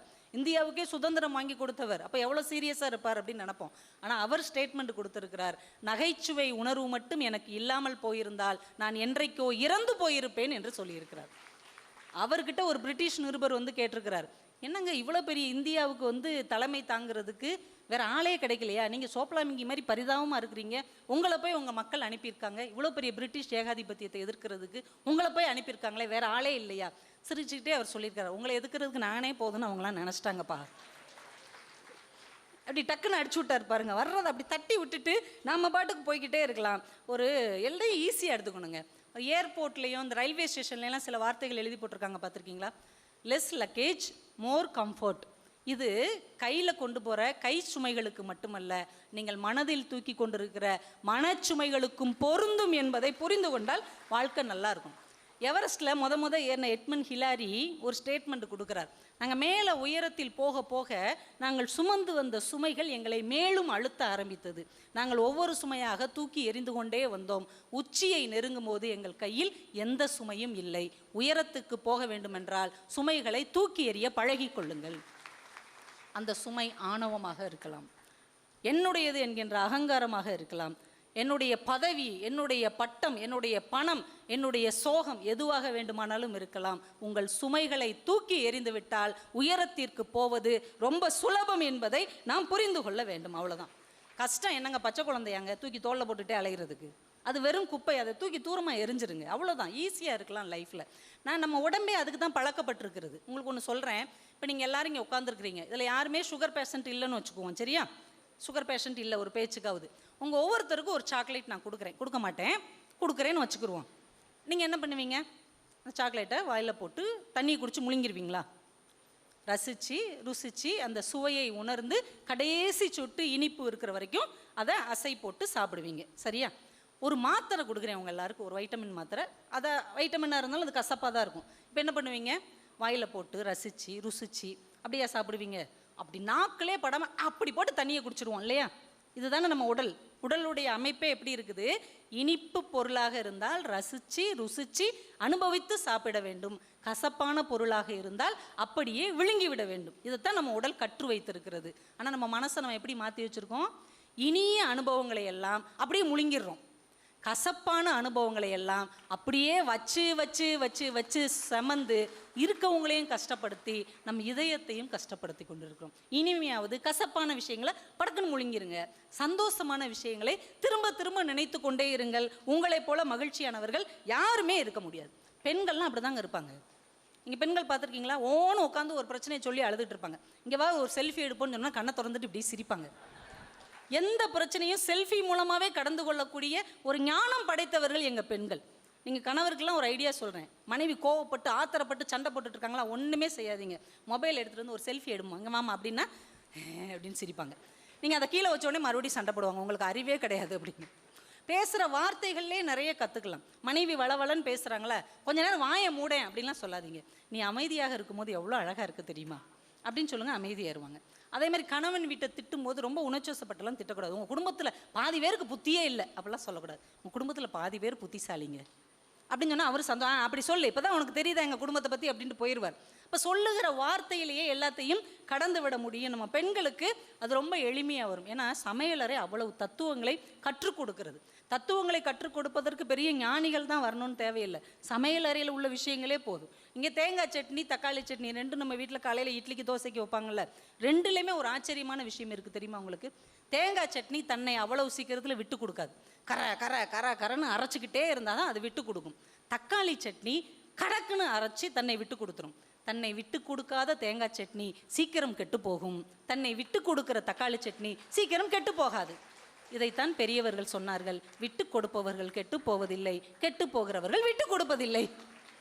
சொல்வதற்கு ஒரு மேனேஜ்மெண்ட் குரு தான் வரணும்னு அவசியமே இல்லை. வீட்டில் இருக்கிற பாட்டியே போதும். அன்றைக்கி எங்கள் பாட்டி சொல்லுது, இட்லி சுட்டோம்னா 12 இட்லியை ஒரே சட்டியில் வச்சுக்கிட்டு உட்காந்துக்கலாம், கால் வலிக்காது. ஆனால் பாத்திரம் வலிக்கும் போது கை வலிக்கும். பாத்திரம் விளக்கும் போது தோசை சுடும்போது பாத்திரம் விளக்க வேண்டிய தேவையில்லை, ஆனால் ஒன்றொன்னா சுடும்போது கால் வலிக்கும். வாழ்க்கையில் எந்த ஒரு வேலையை செஞ்சாலும் ஏதாவது ஒரு சிரமம் இருக்கத்தான் செய்யும். அப்போதுதான் வாழ்க்கை ருசிகரமாக இருக்கும். சமையல் அறைக்குள்ளே இருக்கிற இட்லி தோசையை வச்சுக்கிட்டு எவ்வளவு தத்துவத்தை பெண்கள் பேச முடிகிறது என்றால் அது எவ்வளோ பெரிய மகிழ்ச்சி. ஆனால் இதே பெண்களை தான் நம்ம கிச்சனுக்குள்ளேயே அடக்கி வச்சுருந்துருக்கோம். அதனால தான் தந்தை பெரியார் சொன்னார், பெண்கள் முன்னேற வேண்டுமென்றால் அவர்கள் கையில் இருக்கிற கரண்டியை பிடுங்கிவிட்டு புத்தகத்தை கொடுங்கள், அவர்கள் முன்னேறி விடுவார்கள் என்று சொன்னார். நான் கல்யாணமான புதுசில் கஷ்டப்பட்டு வேலை பார்த்துட்டு இருந்தேன். ஒரு 4-5 நாள் ஆயிருக்கும் கல்யாணமாகி. கையில் கரண்டியோடு நின்னேன். என் வீட்டுக்கார் வேகமாக வந்து கரண்டியை பிடுங்கி தூக்கி எறிஞ்சிட்டு என் கையில் ஒரு புத்தகத்தை கொடுத்தார். பரவாயில்ல, புரட்சிகரமான புருஷனாக இருப்பார் போல இருக்குது அப்படின்ட்டு பார்த்தா அந்த புத்தகத்தில் எழுதியிருக்கு, சுவையாக சமைப்பது எப்படி. இப்படியெல்லாம் வாழ்க்கையை நம்மலாம் கடந்து போயிட்டு தான் இருக்கிறோம். ஆனால் இங்கே உள்ள பெண்களுக்கு ஒரே ஒரு அட்வைஸ் மட்டும் சொல்கிறேன். இது அட்வைஸாக எடுத்துக்காதீங்க. நம்ம சீரியல் பார்க்குறோம் இல்லையா, நம்ம குழந்தைகளுக்கு மொபைல் பார்க்குற டைமை குறைங்க, கணவருக்கு டிவி பார்க்குற டைமை குறைங்கன்னு நம்ம 1000 அறிவுரை சொல்கிறோம். ஆனால் சீரியல் பார்க்குற நேரத்தை பெண்கள் தயவு செய்து குறைக்க வேண்டும். ஆண்கள் மட்டும்தான் கைதட்டுறாங்க. நல்லா சொல்லுமா, சோறை வச்சுட்டு குழம்பு வைக்கிறதுக்கு 3/4 மணி நேரம் ஆகுது. குழம்பு வச்சுட்டு தண்ணி கொண்டு வர்றதுக்கு 1/2 மணி நேரம் ஆகுது. ஒரு மனவியல் ஆய்வியலாளர்கள் சொல்லுகிறார்கள், 2 வருஷம் தொடர்ந்து சீரியல் பார்க்கிற பெண்கள் மனநோய்க்கு ஆளாகிறார்கள். அதனால் நீங்கள் நல்ல சீரியலாக இருந்தால் பாருங்கள், இல்லைனா கொஞ்சம் டயத்தை மாற்றிக்கோங்க, இல்லைன்னா நாம் தான் பாதிக்கப்படுவோம். நீ சொல்கிறிய, நீ பார்க்காம இருப்பியா அப்படிலாம் என்னை கேட்காதீங்க. நான் சீரியல் பார்க்கவே மாட்டேன். எனக்கு எந்த சீரியல் எதில் ஓடுதுன்னே தெரியாது. ஏன்னா எங்களுக்கு நேரமும் கிடையாது. உண்மையிலே சீரியல் பார்க்க மாட்டேன். ஆனால் எங்கள் மாமியார் சீரியல் நல்லா பார்ப்பாங்க. அக்கா, பெரியவங்களை நம்ம ஒன்றும் செய்ய முடியாதுல்ல. அவங்க கிராமத்தில் இருக்காங்க. நான் 15 நாளைக்கு ஒரு தடவை தான் எங்கள் மாமியாரை பார்க்க போவேன். அவங்க 10 நாளைக்கு ஒரு தடவை என்னையை பார்க்க வருவாங்க. அதனால் எங்கள் குடும்பத்தில் சண்டையே வராது. ஒரு நாள் இப்படி தான் எங்கள் மாமியாரை பார்க்க போயிருந்தேன். அவங்க சீரியல் பார்த்துட்டு இருந்தாங்க. நம்ம நேரம் சரி இருந்தாலும் பார்த்துட்ருப்போன்னு நானும் உட்காந்து பார்த்துட்டு இருந்தேன். என் நல்ல நேரம் பாருங்கள். அதில் ஒரு அருமையான காட்சி அந்த சீரியலில் ஒரு மருமக கிச்சனில் போய் டீ போடுறாங்க. தண்ணியை கொதிக்க விடுறாங்க, தேயிலையை போடுறாங்க, அதை வடிகட்டி அதில் பாலை ஊற்றுறாங்க, ஜீனியை போட்டு கிண்டிட்டு சின்ன கப்போர்டு மாதிரி அதில் ஒன்று இருக்குது. அதை திறந்து உள்ளேருந்து ஒரு பாட்டில் எடுக்கிறாங்க. அதில் விஷம் அப்படின்னு எழுதியிருக்கு. தமிழ் சினிமாலையும் தமிழ் சீரியல்லையும் மட்டும்தான் விஷ பாட்டிலில் விஷம்னு தமிழ்லேயே எழுதியிருக்கும். அதான் இதில் ஊற்றுறாங்க. ஊற்றி கிண்டுறாங்க. யார்? மருமக. டீயில் விஷத்தை ஊற்றி கிண்டி மாமியார்ட்ட எடுத்துகிட்டு போகிறாங்க. அந்த மாமியார் எங்கள் மாமியார் மாதிரியே ஹாலில் உட்காந்து சீரியல் பார்த்துட்டு இருக்காங்க. இவங்க போய் கொடுக்குறாங்க, அத்தே டீ சாப்பிடுங்க அப்படின்னு. இப்போ மாமியார், மருமக, டீ மருமக, மாமியார் இப்படி மாற்றி மாற்றி காமிச்சிட்டு தொடரும்னு போட்டாங்க. அப்பாட தொடரும் போட்டாங்கன்ட்டு பார்க்குறேன். எங்கள் மாமியார் என்னையவே பார்த்துக்கிட்டு இருந்தாங்க. எனக்கு பக்கோன்னு ஆகிப்போச்சு. என்னம்மா அப்படின்னு. அவள் கொடுத்துருவாளா அப்படின்னாங்க. எவ கொடுத்துருவாளா அப்படின்னு. அந்த மருமக மாமியாருக்கு விஷத்தை கொடுத்துருவாளா அப்படின்னாங்க. இப்படி அவங்க என்கிட்ட முரட்டுத்தனமாக பேசுனதே இல்லை. என்னம்மா என்ன சொல்கிறீங்க, எனக்கு புரியலை. மருமக மாமியாருக்கு விஷத்தை கொடுத்துருவாளா? அவள் கொடுக்கணுங்கிறதா எனக்கு ஆசை.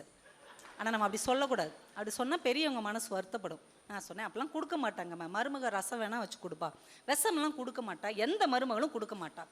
எங்கள் மாமியார் சொன்னாங்க, கொடுப்பாளுங்க. இந்த காலத்து மருமகளுக்கு மாமியாருக்கு விஷத்தை கொடுப்பாளுங்கன்னு கோவமாக சொன்னாங்க. இன்னும் இவ்வளோ ஆத்திரப்படுறாங்களேன்னு, நீங்கள் ஏமா இவ்வளோ டென்ஷனாக இருக்கீங்க, நான் வேணா உங்களுக்கு ஒரு டீ போட்டு கொடுக்கவா அப்படின்னு கேட்டேன். இன்னைக்கு வரைக்கும் எங்கள் மாமியார் என் கையால் பச்சை தண்ணி கூட வாங்கி குடிக்க மாட்டேங்கிறாங்க. இப்போ வாழ்க்கை எவ்வளவு இறுக்கமாகி போயிடுச்சு பாருங்கள். எங்கேயோ நடக்கிற ஒரு சீரியல் காட்சி, எங்கேயோ நடக்கிற ஒரு குடும்பத்தில் கும்மி அடித்து விட்டு போகுமாயின், நீங்கள் தொடர்ந்து அந்த சீரியலை பார்த்துட்டே இருந்தீங்கன்னா நம்ம குடும்பத்தில் எவ்வளவு பிரச்சனைகள் இருக்கும் என்பதை மட்டும் ஒரு வார்த்தை உணர்ந்து கொள்ளுங்கள். அவ்வளவுதான். நான் வேறு அறிவுரையெல்லாம் சொல்ல வரல. நம்ம வாழ்க்கையில் நிறைய பிரச்சனைகளுக்கு காரணமே என்ன தெரியுமா? 2ஆம் காரணி தான் காரணம். 2ஆம் காரணி. இதை நல்லா கேளுங்க. இப்போ பரீட்சையில் நம்ம பிள்ளை ஃபெயில் ஆயிடுது. ஃபெயில் ஆகிட்டா என்ன வரும்?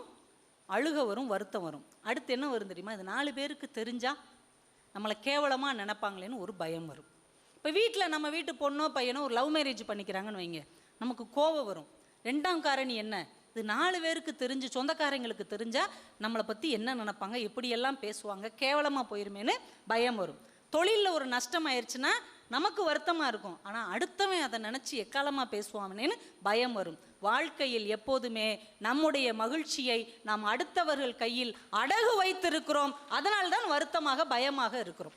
நம்ம வாழ்க்கை நம்ம கையில் தான். நம்மளுடைய நஷ்டம், நம்மளுடைய லாபம் எல்லாம் நமக்கானது தான் அப்படிங்கிறத உணர்ந்து கொண்டோம் என்றால் இப்படி அடுத்தவங்களுக்காக வாழ வேண்டிய விஷயமே கிடையாது. இந்த 4 பேர் தாங்க நம்ம வாழ்க்கையில் பாடாப்படுத்திடுறாங்க. 4 பேர் என்ன சொல்லுவாங்க, 4 பேர் என்ன நினைப்பாங்க, 4 பேருக்கு தெரிஞ்சால் என்ன ஆகும்? யாருங்க அந்த 4 பேர்? அந்த 4 பேர் வந்தான்னா வராமல் போனால் தான் என்ன? ஒரு பள்ளிக்கூடத்தில் ஒரு டீச்சர் சொல்லியிருக்காங்க பசங்கக்கிட்ட, நம்ம 4 பேருக்கு உதவி செய்யணுங்கிறதுக்காகத்தான் கடவுள் நம்மளை படைச்சிருக்கிறார். ஒரு பையன் படக்குன்னு சொல்லியிருக்கான். அந்த 4 பேரை எதுக்கு படைச்சிருக்கான்? 4 பேருக்கு உதவி செய்யத்தான் நம்மளை படைச்சிருக்கிறான்னா அந்த 4 பேர் எதுக்கு படைச்சிருக்கிறான்? இந்த குழந்தைகள் மாதிரி எதையும் டக்குன்னு கேட்பதற்காக பழகி கொண்டோம்னா வாழ்க்கை ரொம்ப ஈஸியாக இருக்கும். பிள்ளைகள்லாம் இப்போ எதுக்குமே பயப்பட மாட்டேங்காங்க. பார்த்துருக்கீங்களா?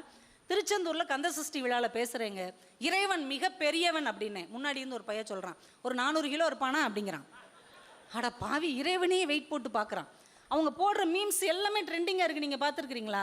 இப்போ வாழ்க்கைன்னா என்னன்னு நம்ம தாத்தாட்ட கேட்டு பாருங்களேன். வாழ்க்கை என்றால் ஆரம்பித்து 2 மணி நேரம் பேசுவார். நம்ம அப்பாட்ட கேளுங்க, 1 மணி நேரமாவது பேசுவார். எங்களை மாதிரி ஆளுகிட்ட கேளுங்க, 1/2 மணி நேரம் பேசுவோம். ஒரு காலேஜ் பொண்ணு சொன்னிச்சு, வாழ்க்கைன்னா ஒன்றும் இல்லை மேடம், இதுக்கே இவ்வளோ குழப்பிக்கிறீங்க, வாழ்க்கைன்னா ஒன்றும் கிடையாது. வாழ்க்கை என்றால் பிரம்மா ஒரு போஸ்ட் போடுவார், விஷ்ணு அதை லைக் பண்ணுவார், சிவன் அதை டெலீட் பண்ணிடுவார். அவ்வளோதான் வாழ்க்கை. வாழ்க்கை இவ்வளவு அறிவியல் தொழில்நுட்பத்தோடு பார்ப்பதற்கு இந்த ஜென்ரேஷனால தான் முடியுது.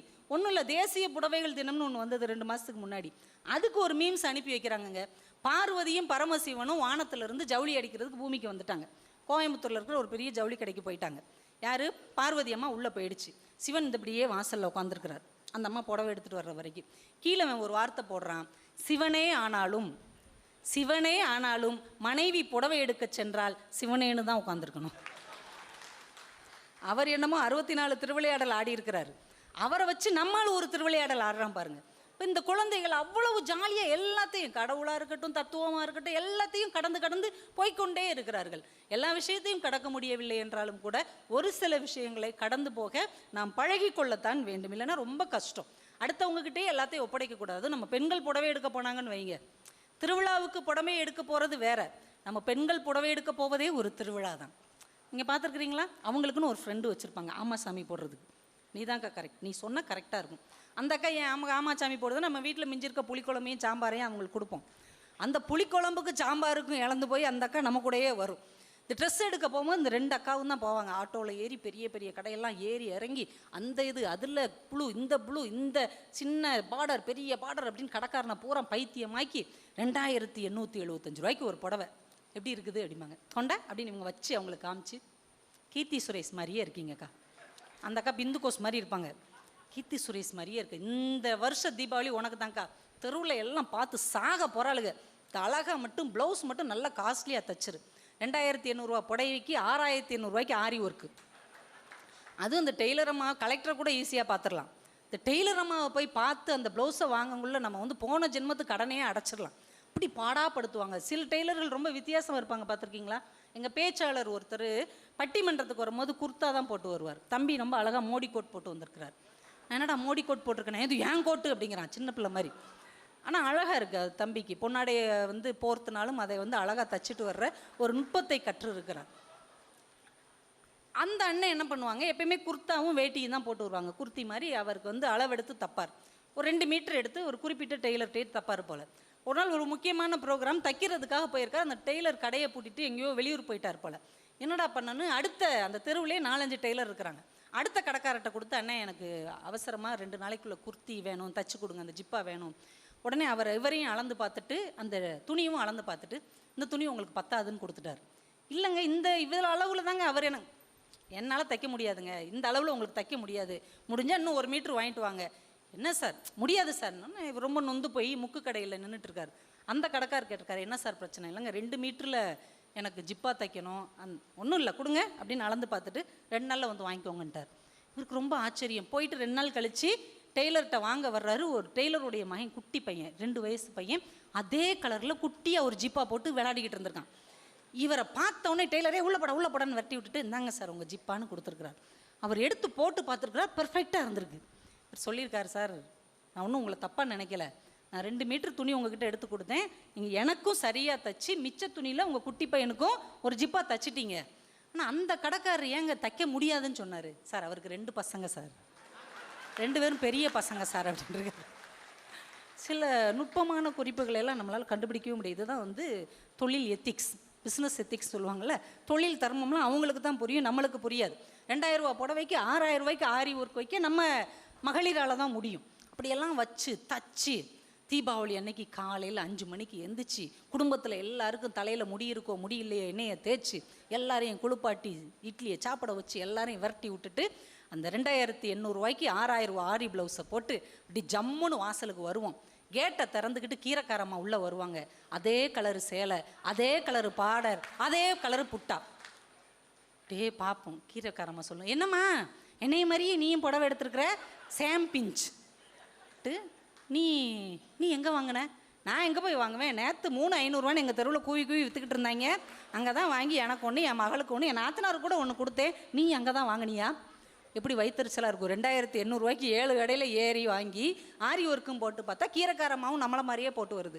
இப்போ இந்த அம்மா சேலையை கழட்டி நைட்டியை போட்டுட்டு, எனக்கெல்லாம் தீபாவளி ஒரு கேடு, பொங்கல் ஒரு கேடு, இந்த குடும்பத்தில் வந்து வாக்கப்பட்டதே ஒரு கேடு. இப்போ நான் கேட்குறேன், உங்களுக்கு பிடிச்சி தானே அந்த ப்ளவுஸ் வாங்கினீங்க, உங்களுக்கு பிடிச்சி தானே அந்த சேரீ கட்டினீங்க, ஏன் அடுத்தவங்களோட ஒப்பிட்டு உங்கள் சந்தோஷத்தை தொலைக்கிறீர்கள்? உங்கள் மகிழ்ச்சி உங்கள் கையில் இருந்தால் நீங்கள் மகிழ்ச்சியாகவே இருக்கலாம்.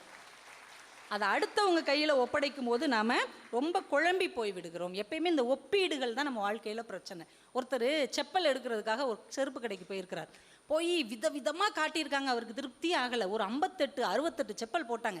வேறு கிரவுண்ட்லேருந்து எடுத்துகிட்டு வாங்களேன்னு இருக்காரு. 3 கிரவுண்ட்லேருந்து எடுத்துகிட்டு வந்ததான் இது, தயவு செஞ்சு பாரியா எதையாவது ஒன்று எடு.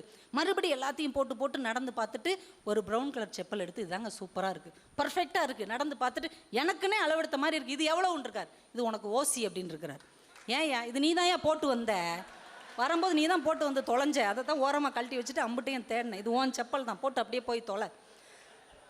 வாழ்க்கையில் நம்ம நிறைய நேரம் நினைக்கிறோம் வெளியில் இருக்கிற ஏதோ ஒன்று தான் நமக்கு பொருத்தமாக இருக்கும் என்று நினைக்கிறோம். ஆனால் எந்த செருப்பு நமக்கு வந்து மாட்டியதோ அந்த செருப்பு தான் நமக்கு பொருத்தமானது என்பதை நாம் உணர்ந்து கொள்ள வேண்டும். இது செருப்புக்கும் பொருந்தும், நமக்கு வாய்த்த எல்லாவற்றுக்கும் பொருந்தும்.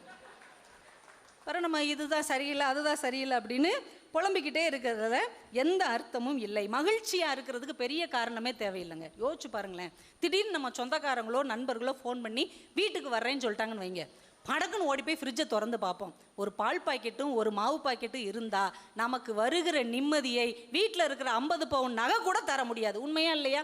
உண்மையாக இருந்தால் பெண்கள் கைத்தட்டுங்க. திடீர்னு சொந்தக்காரர் வர்றாருன்னா பால் பாக்கெட் இருந்தாலே சந்தோஷமாக இருக்கும், மாவு பாக்கெட் இருந்தால் இன்னும் சந்தோஷமாக இருக்கும். சட்னி அரைச்சி முடித்தோடனே கரண்ட் போயிடுச்சுன்னு வைங்க, அப்பாடா, இந்த ஆசுவாசத்தை எதுங்க கொடுக்கும். இப்போ சின்ன சின்ன ஒரு விஷயத்தில் கூட மகிழ்ச்சி இருக்கிறது. ஒரு நாளைக்கு 3 ட்ரெஸ் மாற்றணும்னா பணக்காரனாக இருக்கணும்னு அவசியமே இல்லை, பச்சை குழந்தையாக இருந்தால் கூட பரவாது. ஒரு நாளைக்கு அது 4 ட்ரெஸ் 5 ட்ரெஸ் மாற்றிட்டே இருக்குதுல்ல. அப்போ பணம் இருந்தால்தான் மகிழ்ச்சியாக இருக்க முடியும் என்கின்ற அந்த மனநிலையிலிருந்து நம்ம வெளியில் வரணும். அந்த ஒப்பீடுகளிலிருந்து நாம் வெளியே வர வேண்டும்.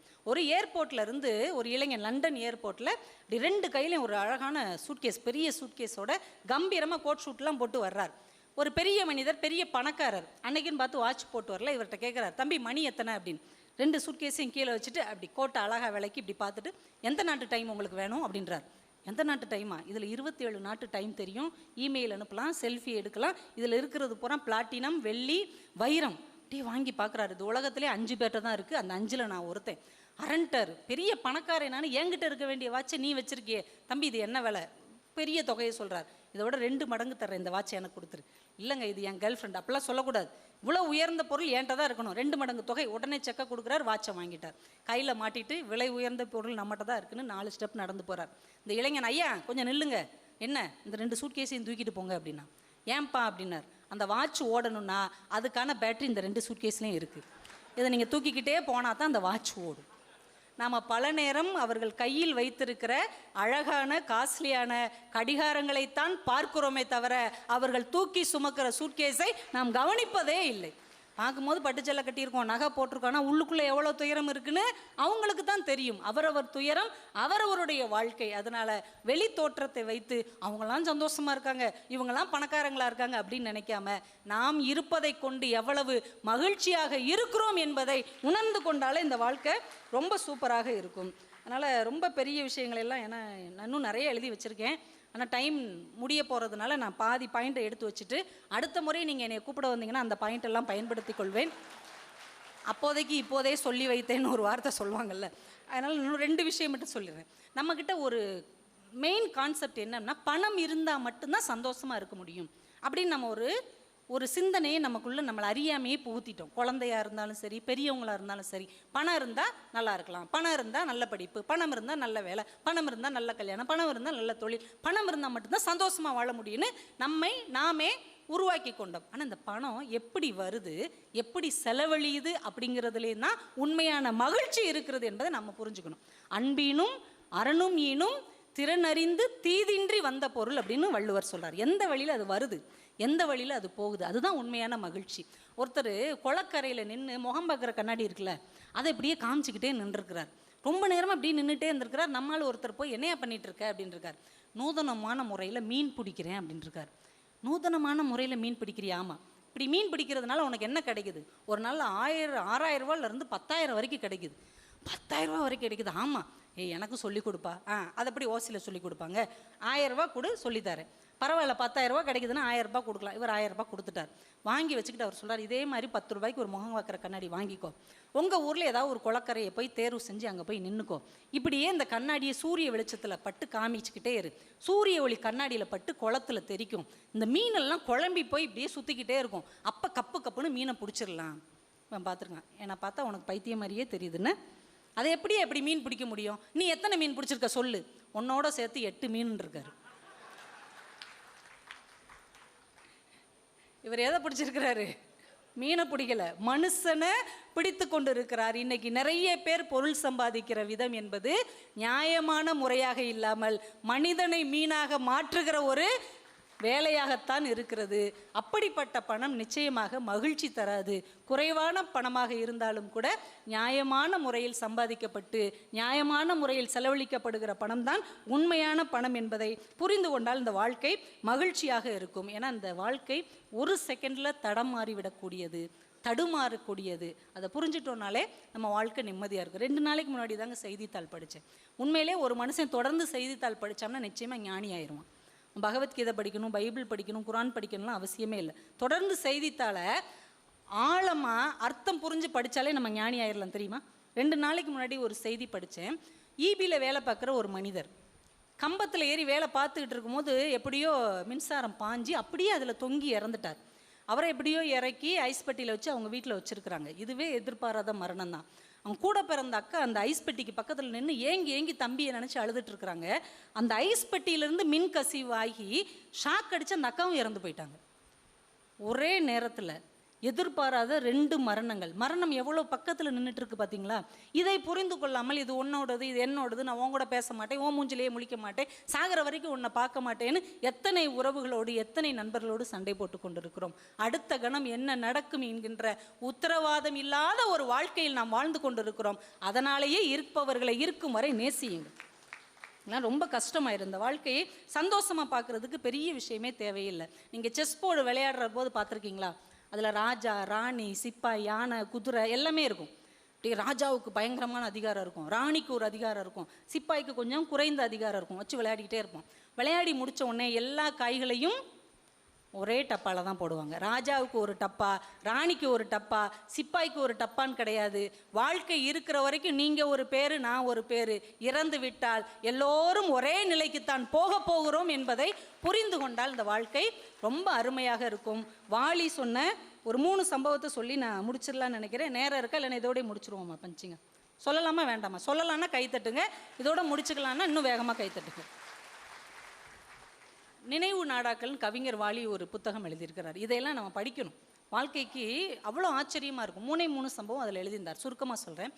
ஒரு நாள் வாலி அவர்கள் வாசலில் வந்து நிற்கும் போது அவரை தேடி ஒரு பிரபலமான நடிகை வந்திருக்கிறாங்க.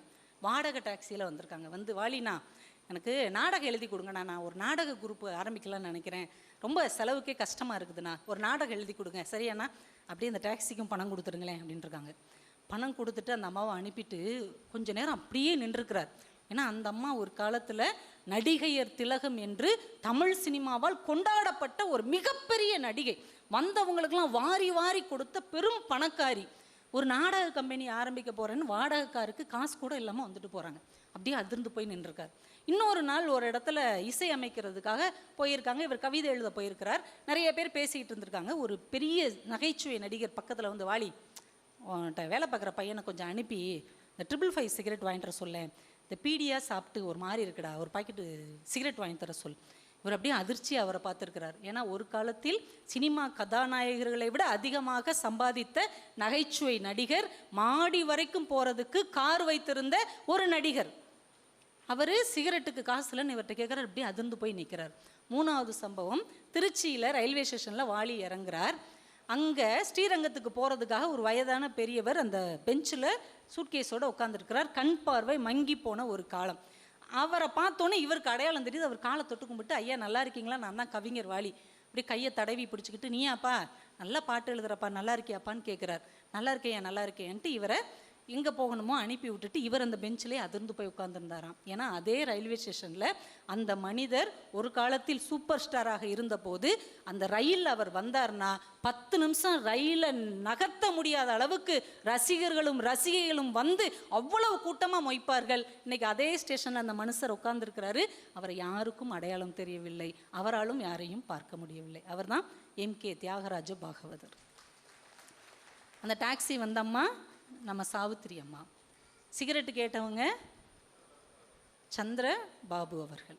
இந்த 3 விஷயத்தையும் சொல்லிட்டு வாலி சொல்றார், எப்பேற்பட்ட உயரத்தில் இருந்த மனிதர்கள், எத்தனை மக்களால் கொண்டாடப்பட்ட மனிதர்கள், தங்க தட்டில் சாப்பிட்ட மனிதர்கள், மாடி வரைக்கும் காரில் போன மனிதர்கள், கடைசி காலத்தில் இவ்வளவு இறங்கி வரக்கூடிய நிலைமை மாறுகிறதென்றால் காலம் மோசமானது. எனக்கு நானே சொல்லிக்கொண்டேன், அடக்கமாகும் வரை அடக்கமாக இரு. வாலி சொன்னார், இவ்வளவு பெரிய மனிதர்களுக்கே இப்படி ஒரு கதி வரும் என்றால் நாமெல்லாம் எம்மாத்திரம், அடக்கமாகும் வரை அடக்கமாக இரு. என் இனிய பெரியவர்களே, இந்த வாழ்க்கை என்பது பல விசித்திரங்களை கொண்டது. அத்தனையும் உள்வாங்கி கொண்டே இருந்தால் வாழ்க்கை நமக்கு கனத்து கொண்டே இருக்கும். ஒரு குழந்தையைப் போல, ஒரு பூவை போல, ஒரு சூரியோதயத்தை போல, ஒரு மழைத்துளியை போல மனசை இலகுவாக வைத்து கொண்டீர்கள் என்றால் அந்த மகிழ்ச்சி என்கின்ற மந்திரச்சாவி ஒவ்வொரு நிமிடமும் உங்கள் மனதிலிருந்தே வெளியேறி சுற்றி இருக்கிறவர்களையும் மகிழ்ச்சியாக வைத்துக்கொள்ளும், உங்களையும் மகிழ்ச்சிகரமானவர்களாக மாற்றும் என்று சொல்லி இந்த விழாவில் வந்து கலந்து கொண்ட ஒவ்வொருவர் குடும்பத்திலும் நல்ல ஆரோக்கியத்தையும் மன நிம்மதியையும் குடும்ப ஒற்றுமையையும் அழியாத கல்வியையும் நிரந்தர செல்வத்தையும் அந்த இறைவன் தர வேண்டும் என்று உங்களுக்காக என்னுடைய பிரார்த்தனை மலர்களை வைத்து இவ்வளவு அற்புதமான ஒரு சேவையை செய்து வருகிற நம்முடைய கோவை நகைச்சுவை சங்கத்தை சார்ந்த அத்துணை நல்ல உள்ளங்களுக்கும் ஒரு பெரிய கைத்தட்டல்களை பாராட்டுகளாக வழங்கி, நேற்று பிறந்த பிள்ளைங்க தானே அப்படின்னு நினைக்காம பிறந்த குழந்தையை தோள்மேல் வைத்து உயர்த்துகிற எங்கள் இலக்கிய தகப்பனாய் எங்களுக்கு கிடைத்திருக்கிற சொல்வேந்தர் சுகிசிவம் ஐயா அவர்களுக்கும் எங்களுடைய நன்றிகளை தெரிவித்து, மீண்டும் ஒரு வாய்ப்பு கிடைத்தால் இன்னும் உற்சாகமான விஷயங்களோடு உங்களை சந்திக்க வருவேன் என்று கூறி நன்றி கூறி விடைபெறுகிறேன். நன்றி, வணக்கம்.